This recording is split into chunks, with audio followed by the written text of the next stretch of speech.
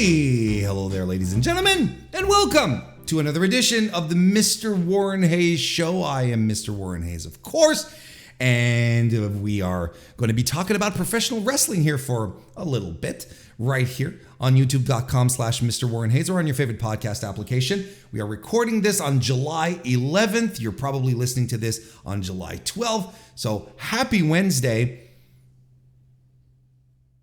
For real, happy Wednesday. And I hope it's a good one. Look, we've got a bunch of things happening tonight, but of course, per usual, like and subscribe if you're listening to this on youtube.com/Mr. Warren Hayes, or, 5-star ratings on Spotify or 5-star reviews on Apple Podcasts. Help out a great deal on the podcast side of things, because there's video, there's audio, there's all sorts of ways that you can consume all of this. And showing a little bit of support that way is absolutely fantastic, and I would appreciate it a great deal if you wouldn't mind doing that. Thank you in advance. Thank you in advance. Here's also what you can do. You can join the Mr. Warren Hayes Show Discord. The link is in the description. If you like to talk about professional wrestling, you want to hang out with people who chat about professional wrestling, that's the place to do it. Like I said, link is in the description. We would love to have you there. And boy, oh boy, got a big show tonight. Not a lot of topics, but a big show nonetheless. It's all anchored around my G1 Climax 33 preview. The G1 starts this Saturday, July 15th, and alongside that, my coverage of the G1 as well, which I'll be doing daily coverage of the G1. So every day there's block action. I'll be popping on notifying you to let you know that I've got some stuff up my sleeve, that I have some analysis and some thoughts and some results to share with you. So you want to subscribe if you haven't already. You want to follow if you don't already, because it's going to be a good time. A very, very busy month ahead of us. Don't forget, on top of that, I'm still going to be doing the AEW Dynamite and Collision reviews that I do every Thursday and Sunday, respectively. So it's just content. Here we go. It's going to be a content kind of summer for your boy Warren Hayes, but I'm excited for it, and I hope you are too. I'm giving my preview of that tonight. We're reviewing some New Japan shows. Look, the run sheet is right there. Let's get right to it. Thank you for being here. Here goes the weekly wrestling inspection.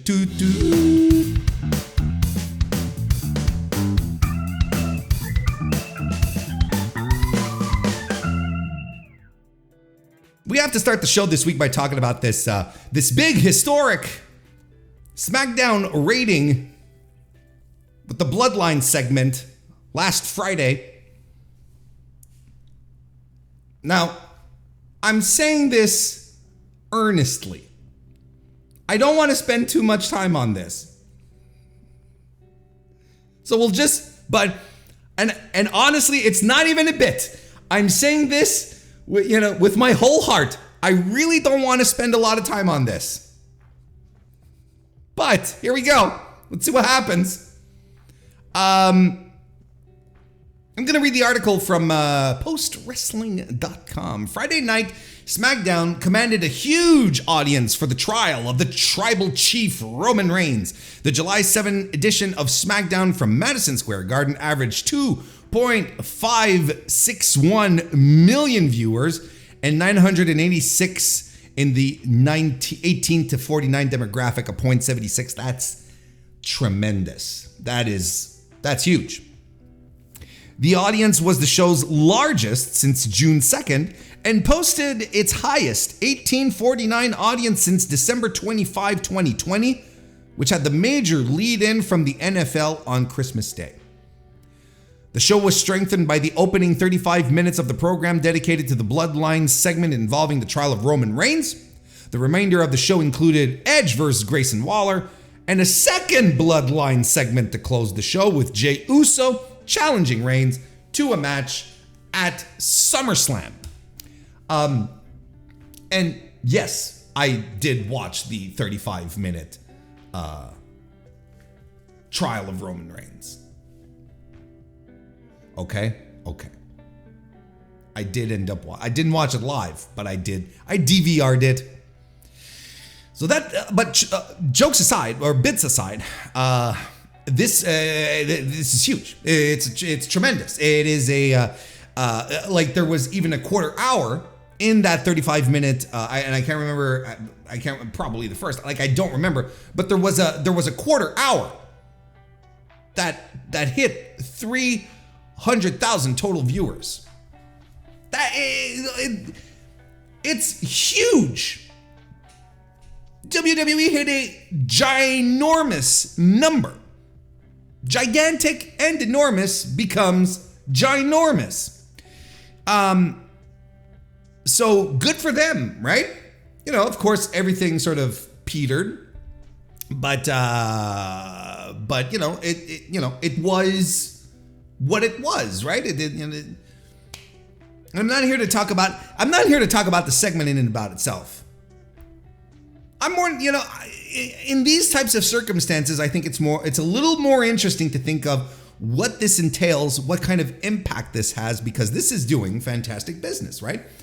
The huge ratings, and you know, Roman Reigns has firmly established through this bloodline story that he is a constant, an attraction to WWE fans. There is a you know, on a weekly basis for their shows, you know, they're selling tens of thousands of tickets for the tapings, you know, huge arenas, stadiums for their PLEs. Like, there is nothing you can't say right now about WWE and the specifically the bloodline angle that would make you think, this isn't working. No, there is some magic here that is appealing to WWE fans. So the question that I want to posit unto you, my A+ audience listening to the D-List podcaster right here, I want you to think about what all of this means, what this means in the grand scheme of things. And I'm going to give you a guess here as to what it means, as to what my little brain has come to a conclusion on, based on things of this nature. You know, I think this means that WWE, that this is what WWE is going to be going forward for the next upcoming years. I think this is exactly, this is a path of success that they will absolutely want to replicate. And WWE has done this before, striking gold on something and then trying to do it again.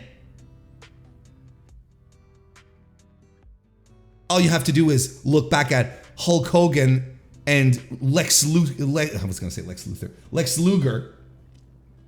I watched some DC stuff this weekend.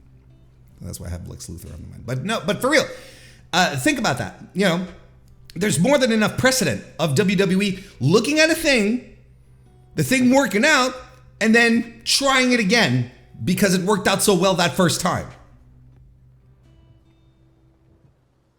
So that's what this means. It means that they are going to continue pushing out long, story-driven, overwrought, overacted stories that, you know, kind of trick people into believing they have something special on their hands, while, might have been a little editorializing there, while the in-ring takes a back seat. And again, I don't blame them. How can you blame them? Look at the business metrics. If you're Nick Khan and you're looking at all of this, you're like, holy shit. You know, you're looking at all these numbers, you're going, we got to keep doing more of this shit, Paul. Then Paul says, I'm going to go talk to Vince about it. Jokes. It's clearly what their audience wants. It's clear, transparent. That is the bloodline, the success of the bloodline angle is a demonstration of what the World Wrestling Entertainment fan wants. They want that. So WWE, being in the business of serving their customers, or so I've been told, will continue to feature stuff like that.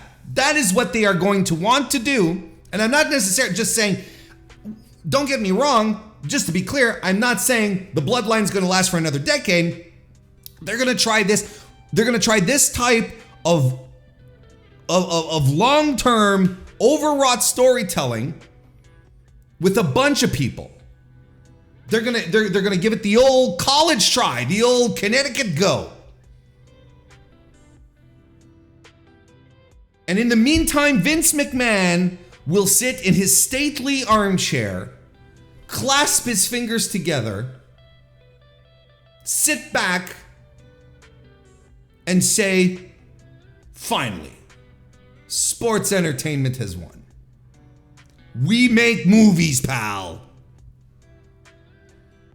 And he's made people believe that this is the thing, that this is quality television, that it goes above and beyond anything, mere old pro wrestling can do, right? It's like when he was, to whom did he say, do you want to be a pro wrestler or do you want to be a WWE superstar? Like in his mind, this is where he had been heading, and this is where we are now. People are legitimately saying with their whole heart, that this stuff, this bloodline stuff, deserves Emmy Awards. That Jey Uso staring down, looking mopey, is an Academy Award winning performance. I beg people to watch anything else. I beg them to watch Succession. I beg them to watch, hell, an episode of Bluey. Anything. If they think that any of this is Emmy Award winning stuff. But ultimately, what I feel doesn't matter because the WWE fans believe it. They think that this is high quality, highbrow entertainment, and this is where Vince wins because it's not the wrestling they're talking about. It's about this great story. Bruce Pritchard has told us for years, wins and losses don't matter. He's winning. They're all winning.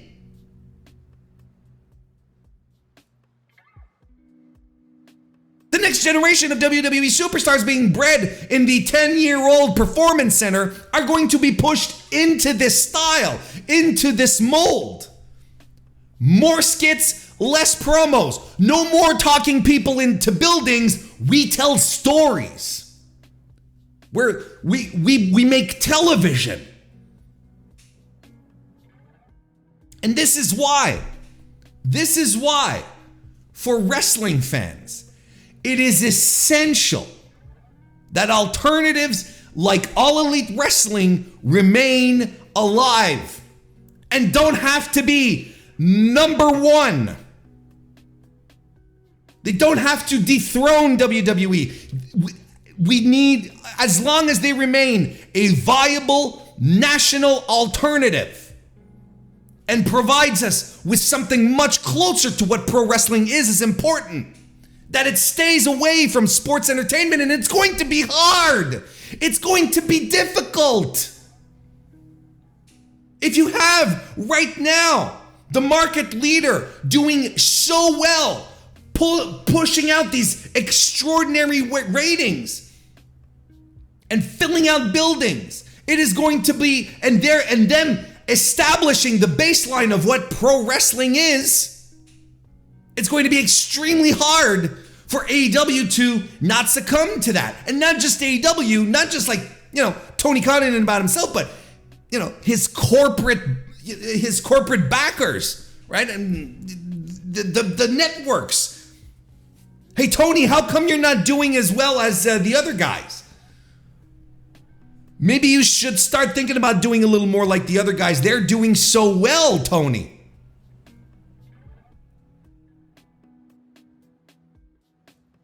I'm talking about the people on the outside. What about on the inside? There's a lot of WWE guys who work there in the creative / production side of things, right? Pat Buck, Sanjay Dutt, Jimmy Jacobs. You have guys like Mark Henry hanging about. These are all WWE fellas. Pat Buck runs a school where his job is to put out WWE ready talent. I'm worried about the state of North American pro wrestling more than anything else. Like WWE can do, if the market leader can run a 35-minute skit with bad acting and terrible pacing to cheers and praise, that's one thing. That just incurs to me that this is a product that doesn't interest me. That I have no connection with, I have no affiliation, I have no affection towards, right? That's essentially what it means. But I think that on the larger scope of professional wrestling, of what it is and what it should be, I'm a lot more concerned, much more concerned than whatever WWE is doing. Because I think it's easy to come to grips with the full circle moment that WWE is more teleplay than pro wrestling, and then you go, nope, this is not for me, right? It's Vince's vision coming to fruition, 30 years in the making, where the wrestling doesn't matter anymore because they make movies, pal, right? It's a simple thing, I believe, for a wrestling fan to accept. And I've been told multiple times when I was still on Twitter, if you don't like it, don't watch it, friend. Sound advice. Because it doesn't resemble pro wrestling anymore. The larger problem, because like I said, it's easy to make a distinction here and just go, this ain't for me. But the larger problem is that WWE is the market leader, the major influencer, and therefore will influence a whole generation of people who will believe that this is what pro wrestling is. And it will inevitably trickle into all other aspects of the business in other promotions on the indies in due time. And that is what I feel is a little more difficult a pill to swallow.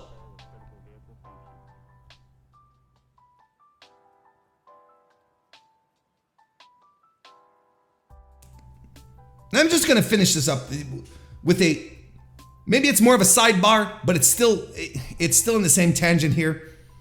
I'll just say this. Wasn't it just a few months ago that people were saying, and lots of people were saying, a lot of people, fans, pundits, analysts were saying, if Vince comes back, we're never watching again, right? There were a lot of people who were saying that. And now we're getting reports week after week that Vince McMahon is writing the show again, and look at what's happening. Sky-high ratings. Successful gates, highly successful gates everywhere they go. They're negotiating with local governments to bring their big shows, to get paid to bring their big shows to their locations.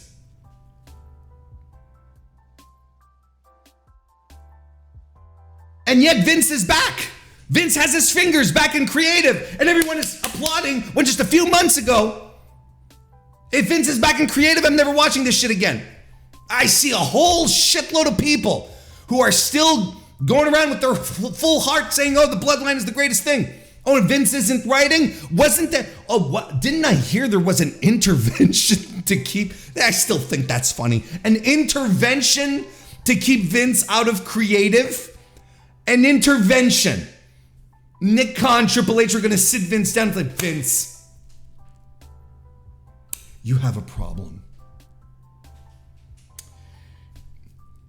Your creative ideas are terrible, Vince, and we need you to stop. An intervention. Come on now. Come on. And who didn't see this coming regardless? Who did not see Vince McMahon? Oh, there were people out there, multiple people out there who did not see this coming, right? And I steered all of you right throughout it all. From the moment Vince started making power plays to come back, I was telling all of you he is going to put himself back in charge of the company and he is going to get back into creative. What was I? I was told multiple times, Warren, he's just here to get the sale done. That's all. He won't do anything less. And I called bullshit on it. Warren, he won't get into creative again. That can't happen. It's not just going to happen. And I called bullshit on it.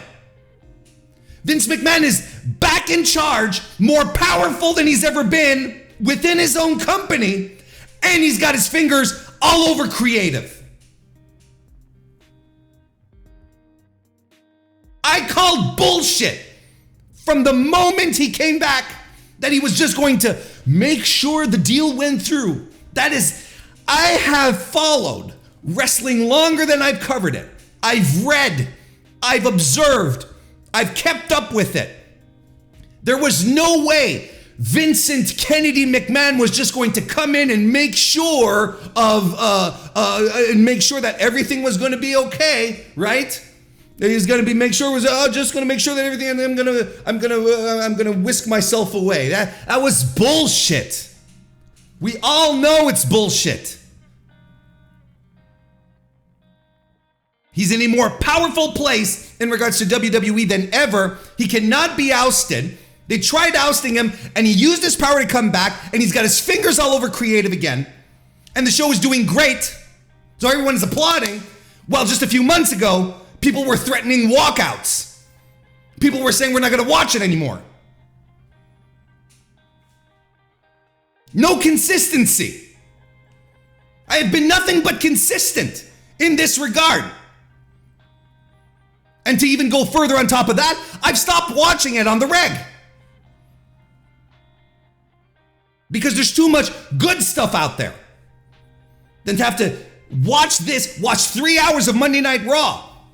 You can watch the good bits or the talking point bits afterwards. Everything ends up on YouTube, and then it becomes a lot easier to watch because you can scrabble through stuff. You don't have to sit through commercials. You don't have to sit through entrances that just will not finish.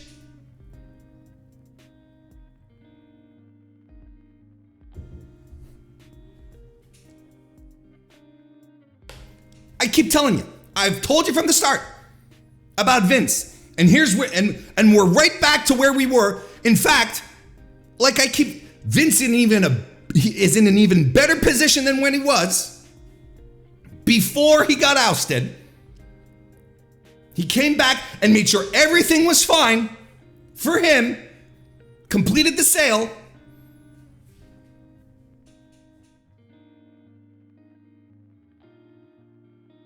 There was an intervention to keep him out of creative.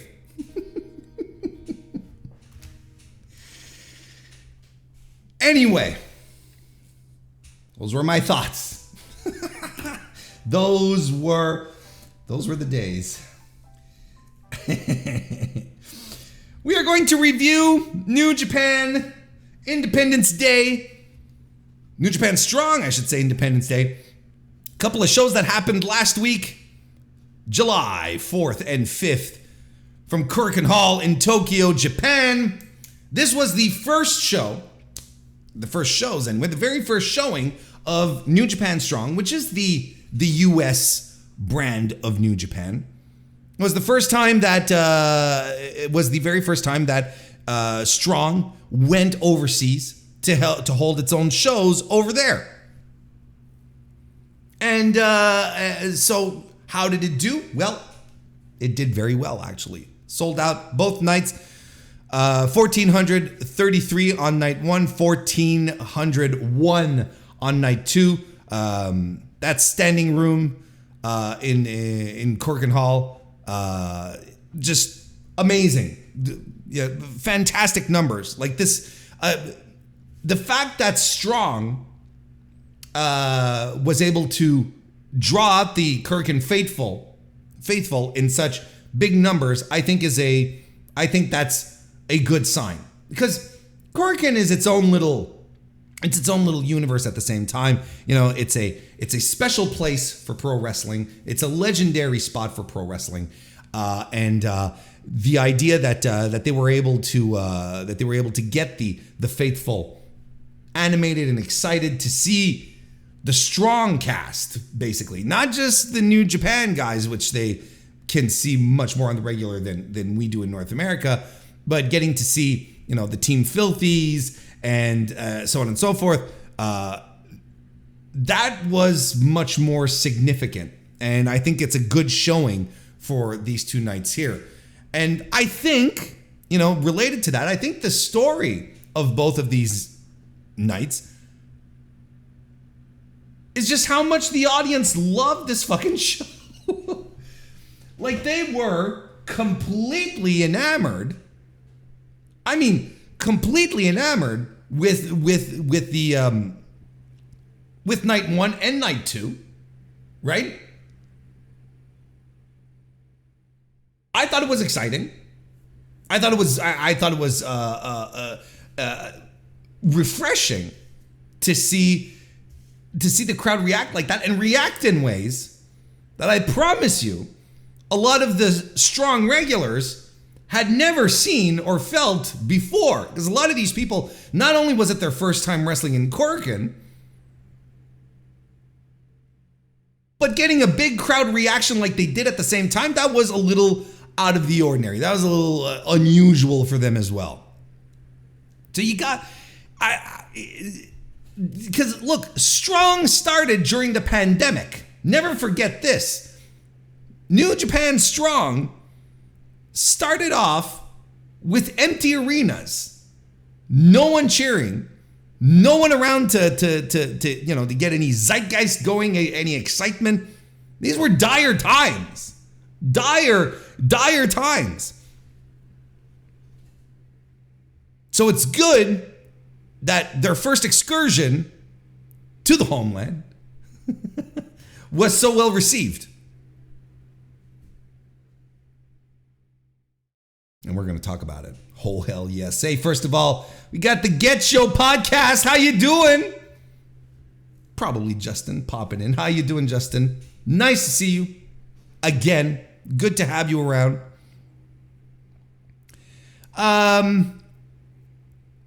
Let's start reviewing the show. Let's start with night 1 of which was on, of course, July 4th. On the pre-show, we had Oscar Loibe, Taguchi, and Yo defeating Dragon Libre, Kengo, and Takahiro Katori. Fine little opener. You know, Loibe he's got something special as a young lion that a lot of the guys don't necessarily have. He's got, and it's all in his presentation. He is incredibly tall, and he's got these long, gangly limbs, but he's got like this drive to him, which is so special. Like, everything about his young lion personality, or lack thereof, right now is very fascinating. There's clearly something there which is a completely different style of energy than anyone else has in New Japan right now. So anyway, good little show by the freelancers as well. Then we moved on to the main card, where Bad Dude Tito from TMDK defeated the DKC in a straight up, New Japan Strong match here from a couple of Strong members. Good opener. Crowd was super into it at the same time. Bad Dude Tito, man, he's got so much upside. Big guy, nimble, mobile, kind of reminds me of Steve Williams, but even more like explosive. And you gotta love a guy who uses a Steiner screwdriver as a finish, right? There's something pure about that. Anyway, fun little match to open up the show. Then we got the Team Filthy group of Royce Isaacs and Jarrell Nelson, a.k.a. the West Coast Wrecking Crew, alongside their Team Filthy pal JR Kratos. They defeated Alex Zane, Lance Archer, and Runsheet Oiwa. And Lance Archer in Japan just hits completely different. And Corkin was really into him. And you could tell he comes out, he gets this crazy reaction, huge ovation from the audience, and he's just letting it sink in because he's like, man, this doesn't get better than this. And I think it was on night 2 that he told us that, he was celebrating 23 years of being a pro, and said that he, wouldn't want it any other way than to be in Tokyo. And I don't blame him. And same for Alex Zane. Alex Zane, who wrestled in Japan, had the Best of Super Juniors last year, and was a revelation to a lot of the Japanese faithful. They took to him, loved him. And we're a full year later. I think he popped in. Didn't he pop in for a quick I don't remember, was it for World Tag League? But he comes over here, and everyone's got they've got their Alex Zane merch out. They've got their little signs. Here's another guy who is much more over in Japan, big in Japan, if you may, than much bigger in Japan than he is in North America. And I like this match. I thought it was a well-built match to get the heat on the heels. The crowd exploded when Kratos and Archer finally went at it. Archer and Alex Zane have a double team move, a choke slam moonsault, which was cool. And later Kratos, I don't know what happened, started gushing blood. Just like I think his forehead already had a thing. He already had a problem with it, but he aggravated it or whatever. And it was just pouring. This was, Carrie and all down his body. It was just ridiculous. To the degree that he wouldn't be able to compete the next day. So I don't know exactly what the issue here was, but the German cutter combo by the West Coast Wrecking Crew gets the job done. I enjoyed this match. It was a lot of fun. Tom Lawler defeated Kosei Fujita. Solid match. Lawler's another guy that is loved in Japan. His, presentation, his antics, his being dressed from head to toe in Americana. It's just fantastic stuff. I like how Zack Sabre Jr. is starting to slink into Fujita's offense, right? Because Fujita's the TMDK young boy, right? And I like that. It's just little tiny things like that. Lawler wins with the NKOTB. Good match. I thought this was very good, actually. Eddie Kingston and Rocky Romero defeated the Bullet Club duo of Kenta and Gedo. Much of this was a heat segment on Rocky Romero with Kenta avoiding Eddie Kingston. Look at it. It was a Road 2 match. It's fine. They're basically teasing the big Eddie Kingston-Kenta match on the next night. Eddie Kingston manages to get some Kenta Kobashi tributes in nonetheless, and Rocky Romero takes out Kenta on the floor, and Eddie Kingston backfists Gedo for the win. I would say that it was all right. It's fine. Let's move on. Momokogo and Willow Nightingale defeated the duo, the Mafia Bella, the duo of Julia and Tekla. I thought this was very good. I thought this was a very strong match. Willow Nightingale and Julia got into a preview of tomorrow night, the next night. I should say Power versus Speed.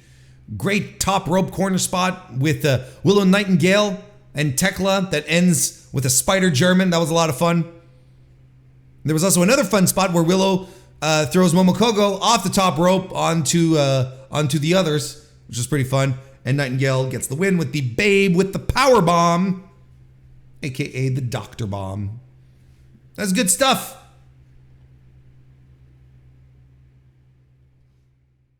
It was a good, well-worked match. Got me intrigued for the title match the next day. Good stuff.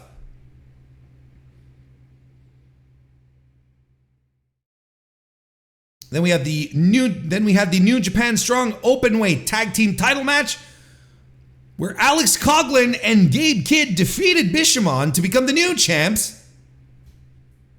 The War Dogs, or at least two of them, right? The War Dogs attack with the belts during the opening presentation. It was like, hey, look at the belts. Hey, thank you. Womp! And it spills to the floor immediately. And this one is just like it's crazy brutal. Not as brutal as other stuff was going to get, but at this stage of the evening, Yoshihashi gets chopped to hell. Everything in this match, maybe brutality, maybe it isn't it. Everything in this match felt urgent. It felt visceral. Maybe those are more apt. Because Bishamon, they're scrambling to get their game together, right? But the War Dogs completely took them by surprise. And their level of violence was unexpected. They have great exchanges with Coughlin and Kidd at the same time. Great exchanges, but man, the two young guys, the Bullet Club guys, they're hungry, they're violent. They're probably the best representation of what Finlay wants out of his new Bullet Club, right? He said it himself, I don't want t-shirt models, I don't want people hanging around looking cool, I want killers. Well, Kidd and Coughlin come across as killers. They get the win after a double muscle buster and a spiked tombstone. I'm going to tell you, look, for all the Gabriel Kidd, I'm trying to say too many things at once here. Gabriel Kidd is probably out of an early call here. Out of all the new guys who joined Bullet Club, the young guys that all, rushed into Dave Finlay's new era of violence, I think he's the one who just might have what it takes to stand apart from everyone. Just look at this guy. He comes in and he's grabbing chairs. He's pushing people in the audience off their chairs, and he's grabbing them and he's tossing them into the ring. And he's created this reputation for himself because of things that happened, about a year ago or so, a little more online, where, he came across as a little unhinged. Unfortunately, he was going through some stuff, and I'm glad to see that he's back doing something he loves. We can only assume that he's doing better. Whatever issues that he was carrying, hopefully they were looked after, sought after, and that he's continuing to get the support that he needs. And in the meantime, if he's using this unhinged nature that he had last year, and he's channeling it into whatever in-ring presentation he's developing for himself, it's working. Like, he does come across as unhinged, as just a guy that you never know what he's going to do, that he's completely unpredictable and vicious. I think this is a guy, look, I think first and foremost, he's going to be able to drag out of Alex Coughlin something that is latent within Coughlin. I like Coughlin, and I think commentary even pointed this out, if I'm not mistaken. I like Alex Coughlin, but it always felt like he's just I don't want to say timid, but he's got, a little reservation. He's got a little something, that he holds back, holds it back a little bit. Doesn't quite light the fire. And I think a guy like Gabe Kidd is going to drag that out of him. And I think it's a good thing. Now they're the Strong Openweight champions. I liked it. I thought this was a great match. I'm into this team. I'm into this Bullet Club, guys, gals, non-binary pals, not gonna lie. I think this rules. And then it continues later on, immediately after, I should say, later on in the evening, right after. Hey, by the way, Will Davis, nice to see you. Member of the MrWarrenHayes Show channel. Good to see you and welcome. Now we have the IWGP Junior Heavyweight Tag Team title match that happened next, where the two other War Dogs, Clark Connors and Drilla Dan Maloney, defeated Catch-22 to become new Junior Tag Champions. Can't say I saw that coming, and I was shocked, surprised, but what a match. No shocker, this was great. Why? Because Catch-22 was in here, and because you had a team that had everything to prove. You had two guys who were out there and was, look, we got to leave it all out there. Spills into the audience, right up into the stands. Francesco Akira dives off an entryway onto the guys who are all on like concrete. Huge reactions.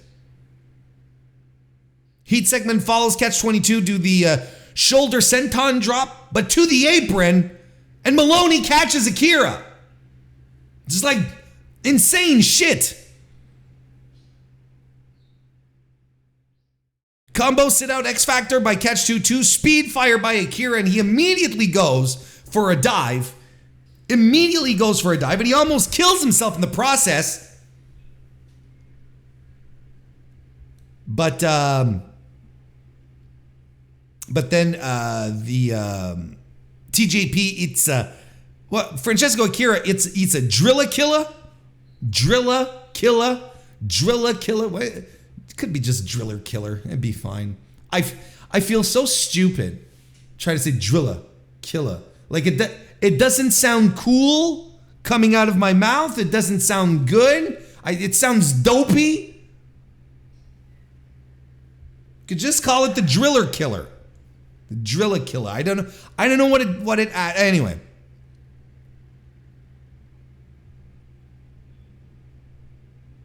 The War Dogs land a suplex spear combo. We have new champions. This was super entertaining. Fantastic match. Excellent stuff by both the teams involved here. Just amazing. And then the win by the War Dogs, and they completely disrespect the titles, rubbing their groins against them and like being a couple of shitheads. Bullet Club has not felt this revitalized, this interesting in a long time. And the more I'm thinking about it, as I'm going through this right here, the more I am looking forward to the Gabriel Kidd era of Bullet Club. This was a very, very good match. Great match. And then to wrap up night one, we had the Doomsday No Disqualification Tag Team match, where El Desperado and Jun Kasai defeated Homicide and John Moxley in a wild match. What a reaction. This is, I think everyone who's recapped this has said the same thing, but it does bear being mentioned, underscored, underlined, 24 size, bold font. What a reaction for Jun Kasai. This crowd just went completely apeshit for his theme and went even crazier when the guy came out. And it's great that he's getting this type of reaction and respect in a New Japan ring, because this is one of these things where you would have never thought that New Japan would sanction a Jun Kasai style match. But here we are. And that was fantastic. This gets wild early. They go into the stands as well. Just brawl all over the place. Mox has a fork, and he uses it liberally. Razors are used. Homicide is bleeding. Back body drop. Despe gets back body dropped onto razor wire, onto forks. He's got the prongs sticking out of his back. What are we doing here? Japanese crowd is into this. They give us a holy shit chant. That's how you know they're into this. That's how you know this is what's special about the Korakuen crowd. They're like, hey, this is what they chant in America. Let's do it, let's follow when in Rome, where it's not like necessarily had to be. They're not in Rome. Look. Like they're coming here. These are the traditions. Holy shit. Holy shit. We get skewers into Moxley's head. And a beautiful shot of skewers in Moxley's head. And El Desperado gets the win with the Pinche Loco, rolls through, lands another one on Homicide for the win. Just some great, incredible, hardcore deathmatch style wrestling.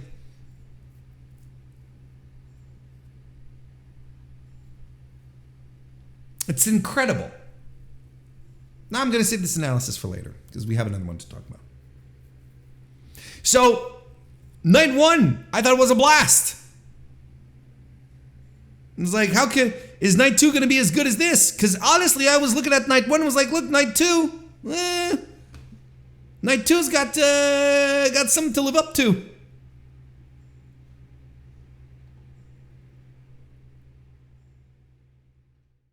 Well, night two opened up with the pre-show. Master Wato, Oleg Boltin, and Taguchi defeated the freelancers once again. Dragon Libre, Rekka, and Takahiro Katori. That was fine. I really have barely any notes. Sean Taggart, nice to see you, pal. Member of the MrWarrenHayes Show Discord and channel and my heart. Welcome, Sean. Anyway, it was an all right pre-show. I think I liked the night one pre-show a little more. But look, it's all right. It's fine. So Oscar Loibe was supposed to wrestle JR Kratos when JR Kratos was pulled because of an injury. So they had to find a replacement. So who did they find to replace Oscar JR Kratos? Satoshi Kojima, who just like, sure, I'll sub in. And you know what? And look, some people might consider that an upgrade. I'm just,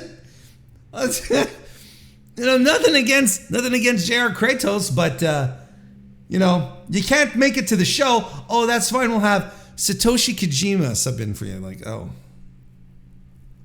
okay.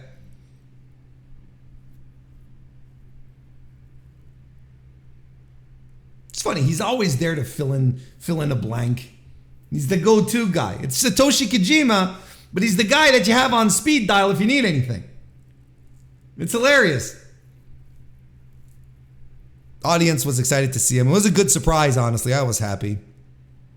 Wins with the lariat. That's fine. Catch 2-2 defeated Homicide and Oiwa. The big comeback win for Catch 22 here. Needed to get their heat back. Not as great as the match yesterday. I think, look, here's the thing, is that, Oiwa is a young lion. So he's not going to be in any position to jump around and start doing like the, crazy 5-star bullshit in the ring, right? And Homicide ain't what he used to be. Let's put it that way. So, they tried to get the best out of Homicide here to make this click, but, Oiwa is still very junior. Good little match, though. It's fine. Was well worked, but you can see where the deficiencies were. Let's put it that way. Then we had the IWGP Junior Heavyweight Tag Team Title match, where Clark Connors and Drilla Maloney defeated the Chaos duo of Rocky Romero and Yo in a fantastic match. Once again, another great tag match from this reinvigorated junior tag team division. Look, I'll still hammer home that for the longest time, I could not have cared less about these titles. I'm sure there's a lot of people who don't care about them as much either, but when you have great tag teams gravitating around them, like Catch-22 did. I had never been more excited for the junior tag division than when Catch-22 were champions, because I still think they're top 3 tag team in the world. They're outstanding. Always look forward to seeing them. Always get excited when they have a match. And now 2 nights in a row, you have Connors and Maloney delivering big time with a fantastic match. And on night 1, you could easily say, oh, well, you're with one of the best tag teams in the world, of course, but they're with a slapdash thrown together tag team. Well, I mean, not that slapdash, but Rocky Romero and Yo aren't exactly, the most a consistent tag team that you're like, oh, yes, yes, yes, kind of thing. And yet everything connected, everything came together in something fantastic. Rocky cut a promo just as before the match began. And he put over how many junior tag titles he and Yo have between them both, right? Like something like 7, the other guy 8, something to that effect. I'm like, yeah, that's a lot. And we were kind of all exhausted about it because you guys, Roppongi 3K, y'all always had the title, and Roppongi Vice, y'all always had the title, and you're kind of like, can we move on? And now, but everything, I think it emphasized how stale things had gotten in the junior tag division for a while. And now we had Catch-22, who gave the junior tag division a shot in the arm, and now the War Dogs are at the top of they're at the top of the hill right now.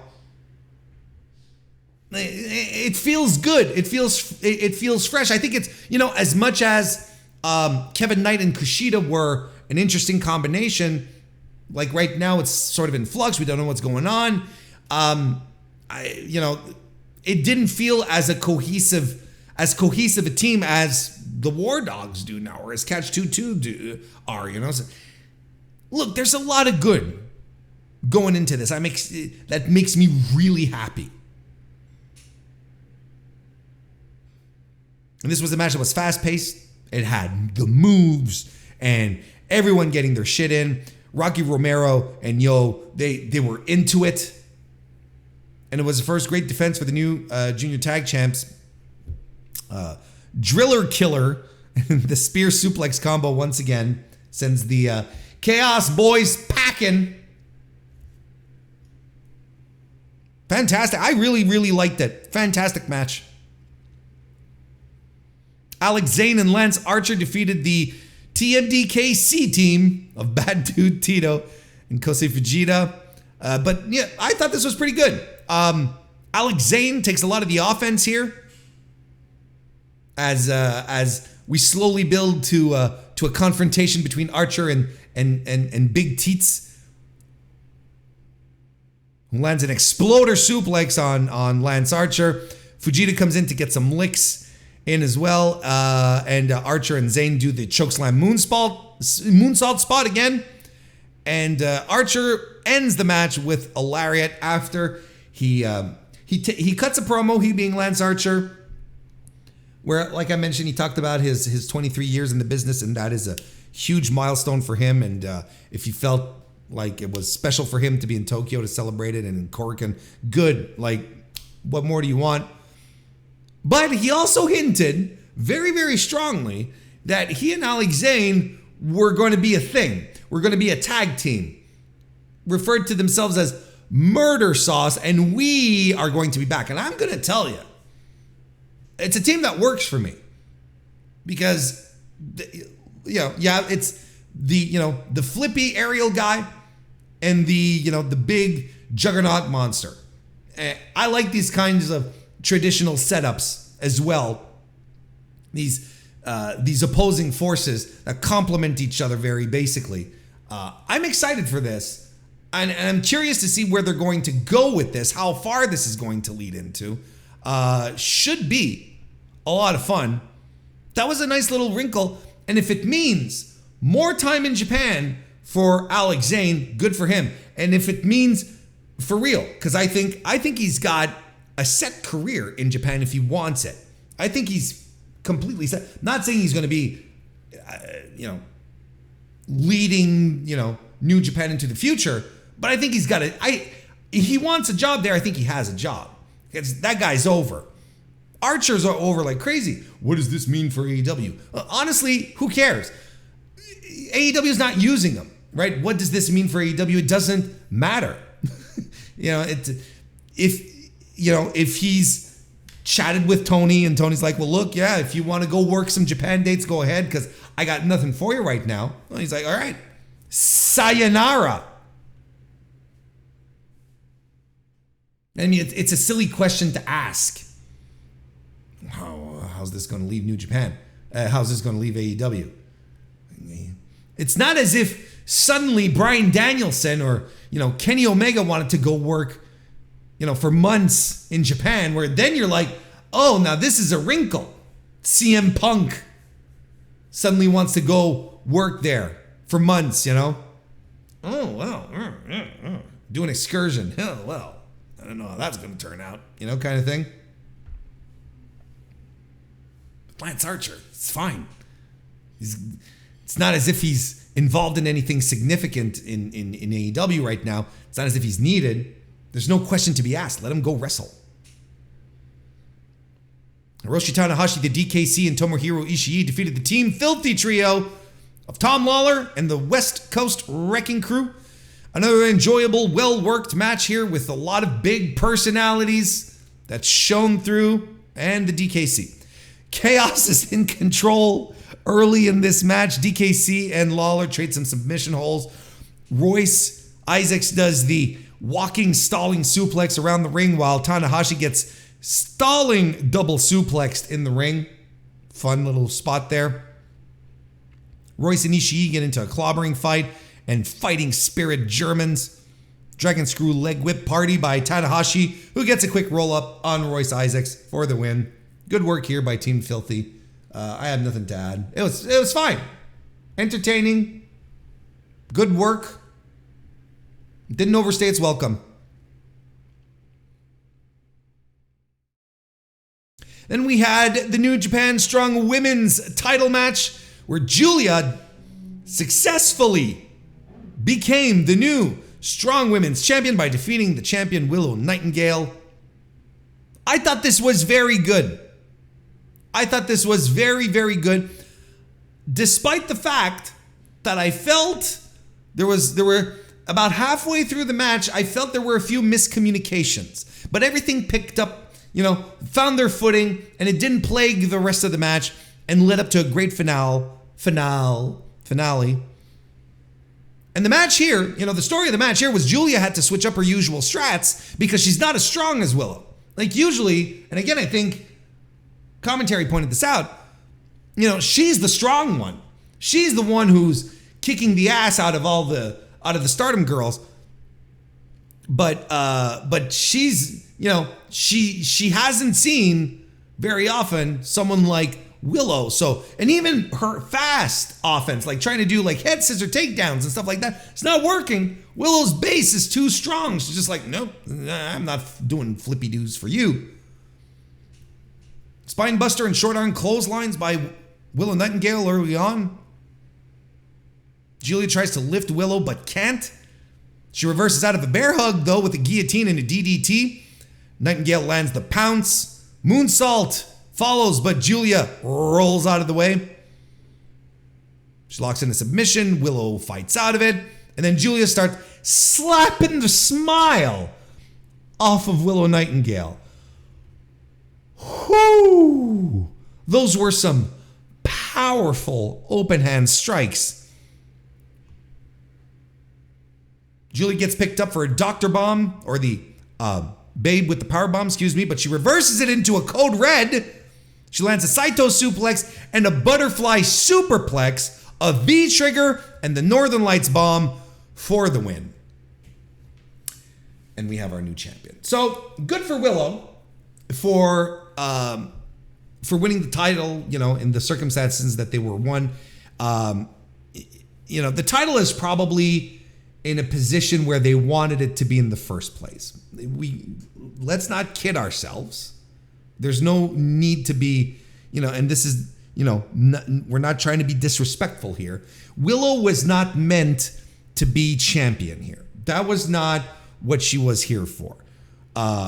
Willow was, I think they did the right thing in the ring, which is to call the audible and have Willow win the title when Mercedes was supposed to.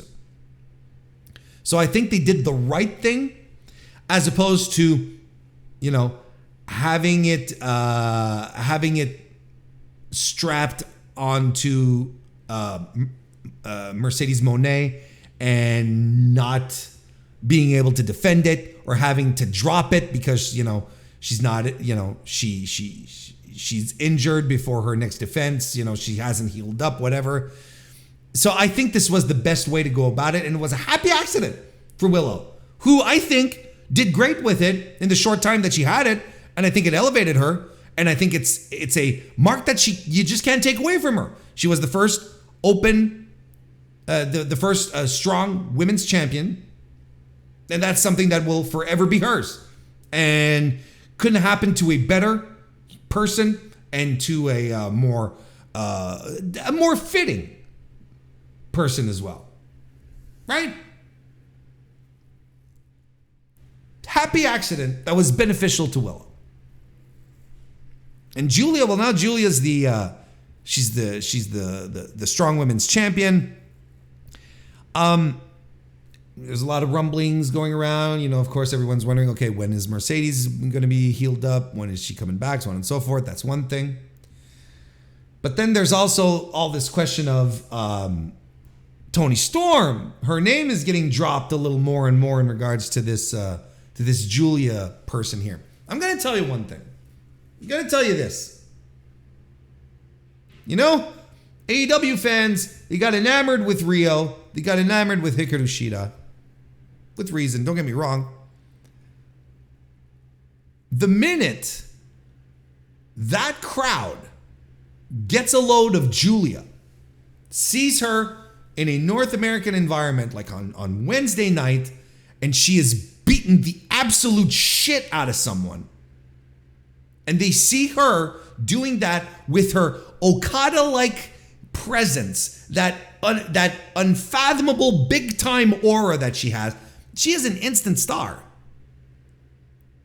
She is going to be over. People are going to love her. They're going to want more of her. There's people who have heard of her, never seen her wrestle because, they won't go out of their way to watch a Stardom match. But once they pop up on their TV, ears are going to perk up. You're going to, who is this person? Who is this girl? It's going to be very exciting.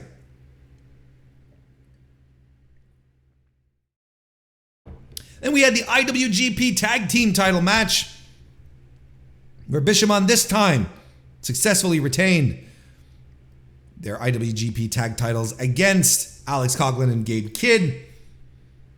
And in this match, this time, Bishamon were ready, right? Because the War Dogs attacked before the bell while Bishamon are coming in, but the Chaos Boys are ready. They're in control, and they don't go easy on the War Dogs either, right?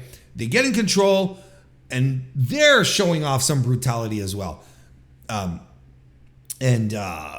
look, the match goes on. Alex Coughlin doing gut wrench suplexes on Goto a couple of times, like it's nothing. Just great stuff. I love me a good gut wrench suplex. I'm gonna tell you. They do a hidden chair spot like they did the night before. The War Dogs do. Try to do the double muscle buster, but Bishamon fight back. And they put forward here their cohesion, their chemistry. They were able to stick to their typical successful plan of close tag team action, land the Shoto for the win.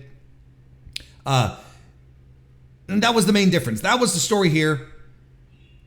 Bishamon were ready, and they were able to capitalize on their cohesiveness, which maybe the War Dogs don't have quite just yet. They're just like, couple of packs, just a couple of, dogs, angry, ravenous war dogs, whereas Bishamon are like, they're this well-oiled machine. And that's what we saw on the second night in the IWGP tag team match, tag team title match. Not as good as the previous night, but still pretty fun. I enjoyed it. It was good. New Japan Strong Openweight title match had Kenta lose his title to Eddie Kingston. So I didn't think this match was great. I don't even think it was that good. I think it was all right. And I was like, I sometimes feel like I'm on an island sometimes, because people get excited when Kenta's in a match, and people are like, Eddie Kingston, Kenta, this is going to roll. And I'm like, the state of Kenta in 2023 is not something that I'm particularly into. We're a long way from the Kenta of the mid 2000s. He's kind of washed. He doesn't show up much. He's broken and held together by glue and paper clips. He plays the heel well. Like, Kenta now is all character work. That's what he does now. But the idea here is that, I find that Eddie is at his best when his opponent reciprocates the fire that he has. That's when I think Eddie's matches light up and become really significant. I think he soaks in a lot of the response of his opponent here, and Kenta is disjointed. He's not. He doesn't have that kind of fire anymore. But the story of the match here superseded whatever I felt about the match itself, being Eddie Kingston coming through on his dream to fight in Cork and Hall, first and foremost, and become a champion in a Japanese promotion. If you forget that he was DDT Iron Man champion for like a day, for whatever time it was, 5 minutes, whatever. If you scratch that,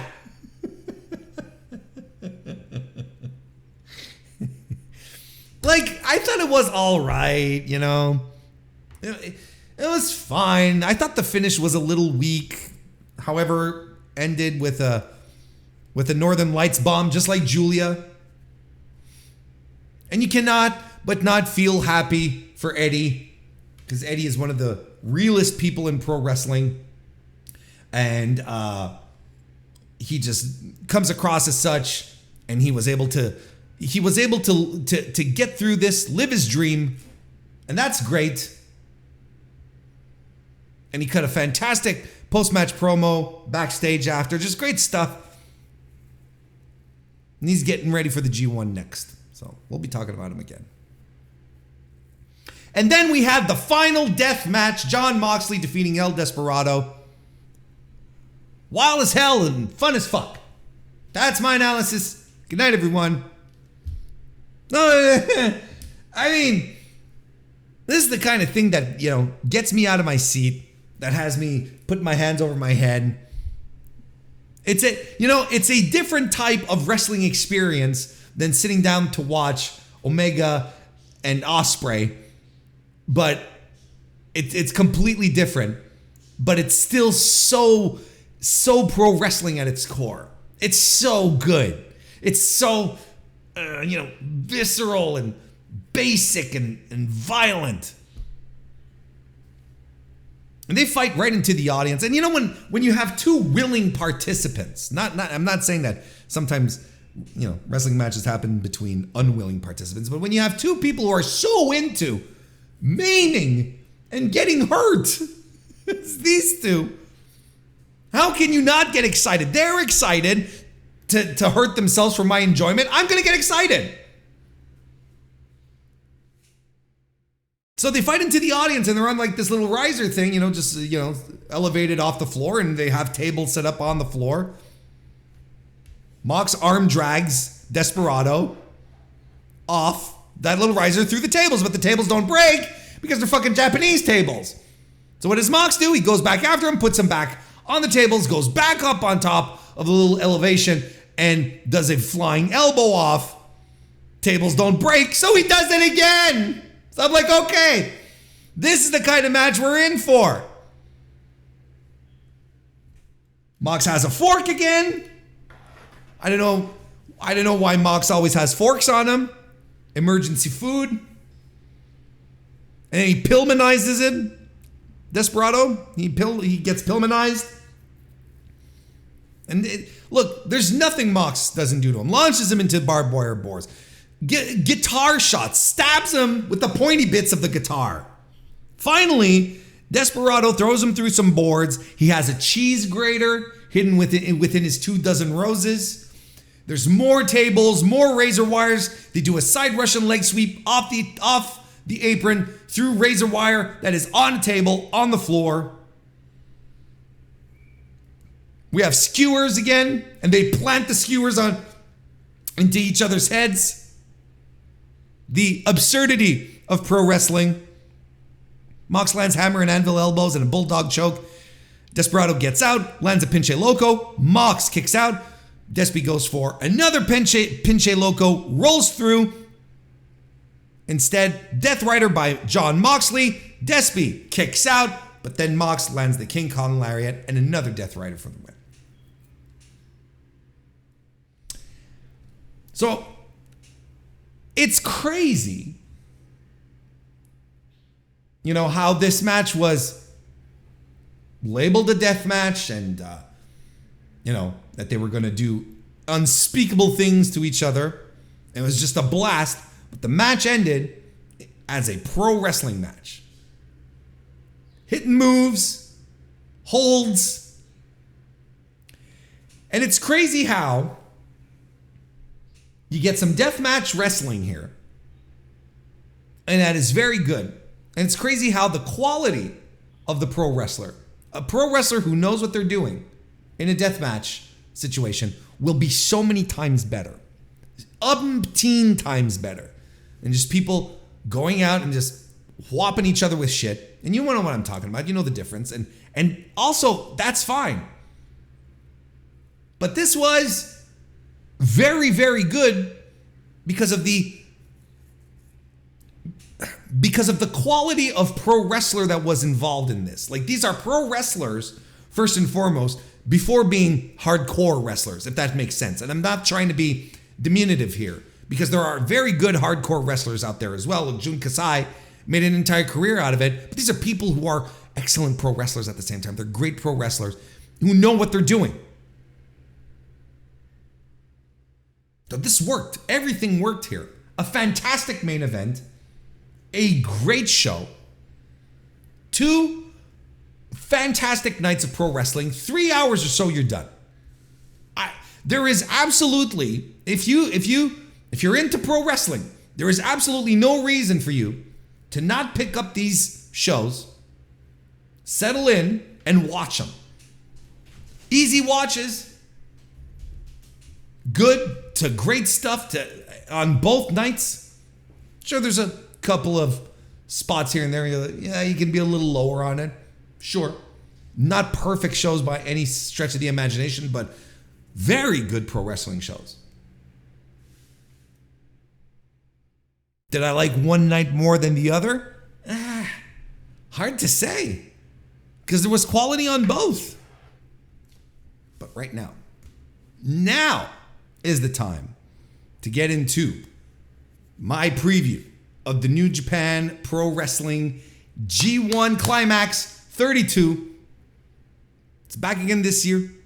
The biggest, most prestigious tournament in pro wrestling. Back again this year.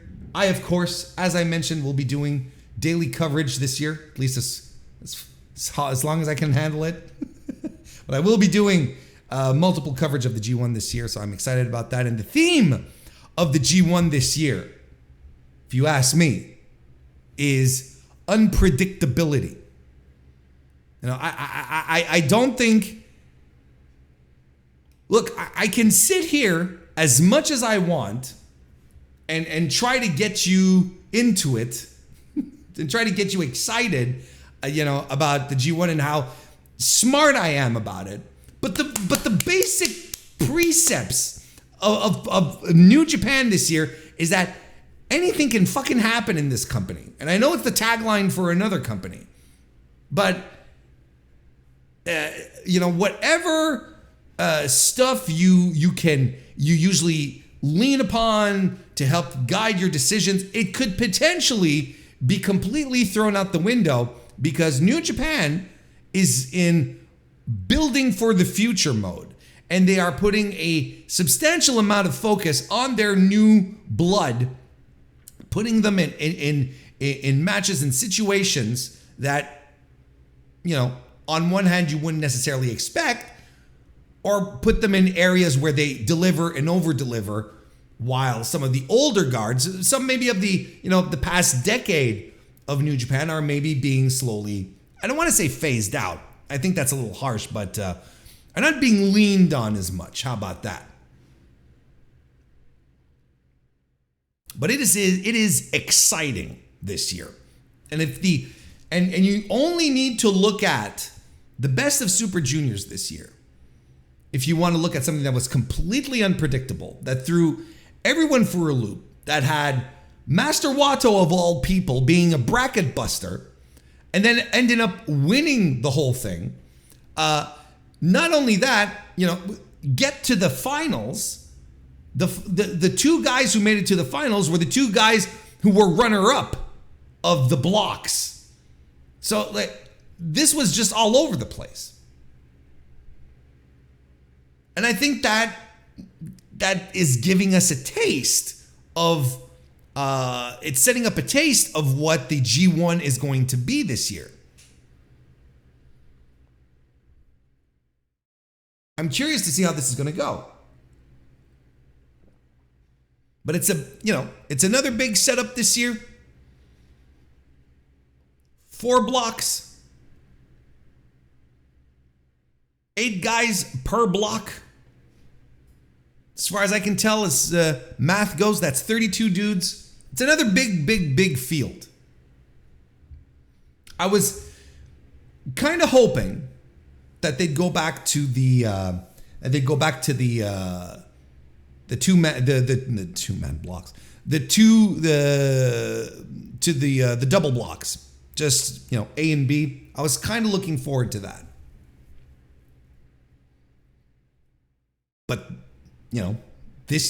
but there's so much intrigue and things happening that the 32-man field feels manageable. It feels refreshing. I feel like there's stories everywhere. There's stuff happening in every block, and I'm excited to get into it. Why don't we do that?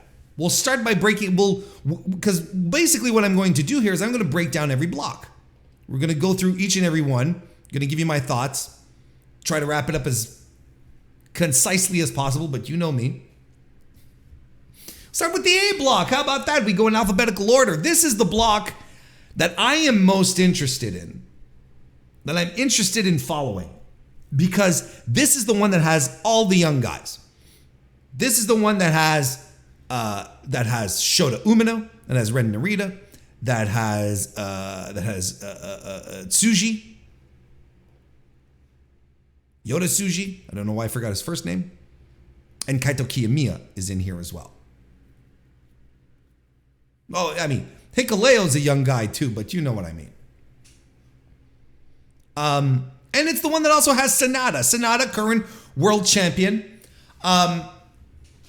He's in this block with a bunch of people who have such compelling stories that I feel like he's being, right now, I think he's being overshadowed. Again, I feel like the interest that people have in A block regarding, the Three Musketeers. Don't worry, we'll talk about all of this, by the way, right? All the interest of the people having that have right now with the Three Musketeers and Kaito Kiyomiya, the Noah guy coming in here. I think it's all overshadowing your world champion again, which leads me to believe that Sanada has to win this block.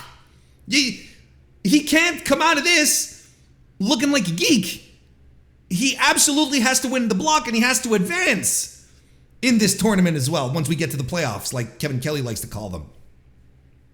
Because they just forgot to mention, each block will have a winner and a runner-up that will move on to the playoffs, where you're going to have quarterfinals, semifinals, finals. And if he runs through I think, look, this is how I would do Sanada if I were booking. I would have him run through the entire block. I would have him have a dominant performance because this is what he needs. I still think there are people who are I still think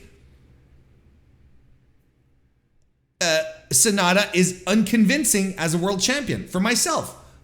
I was there at Forbidden Door. He got a very polite reaction, but it's not a world championship reaction in any way, shape, or form.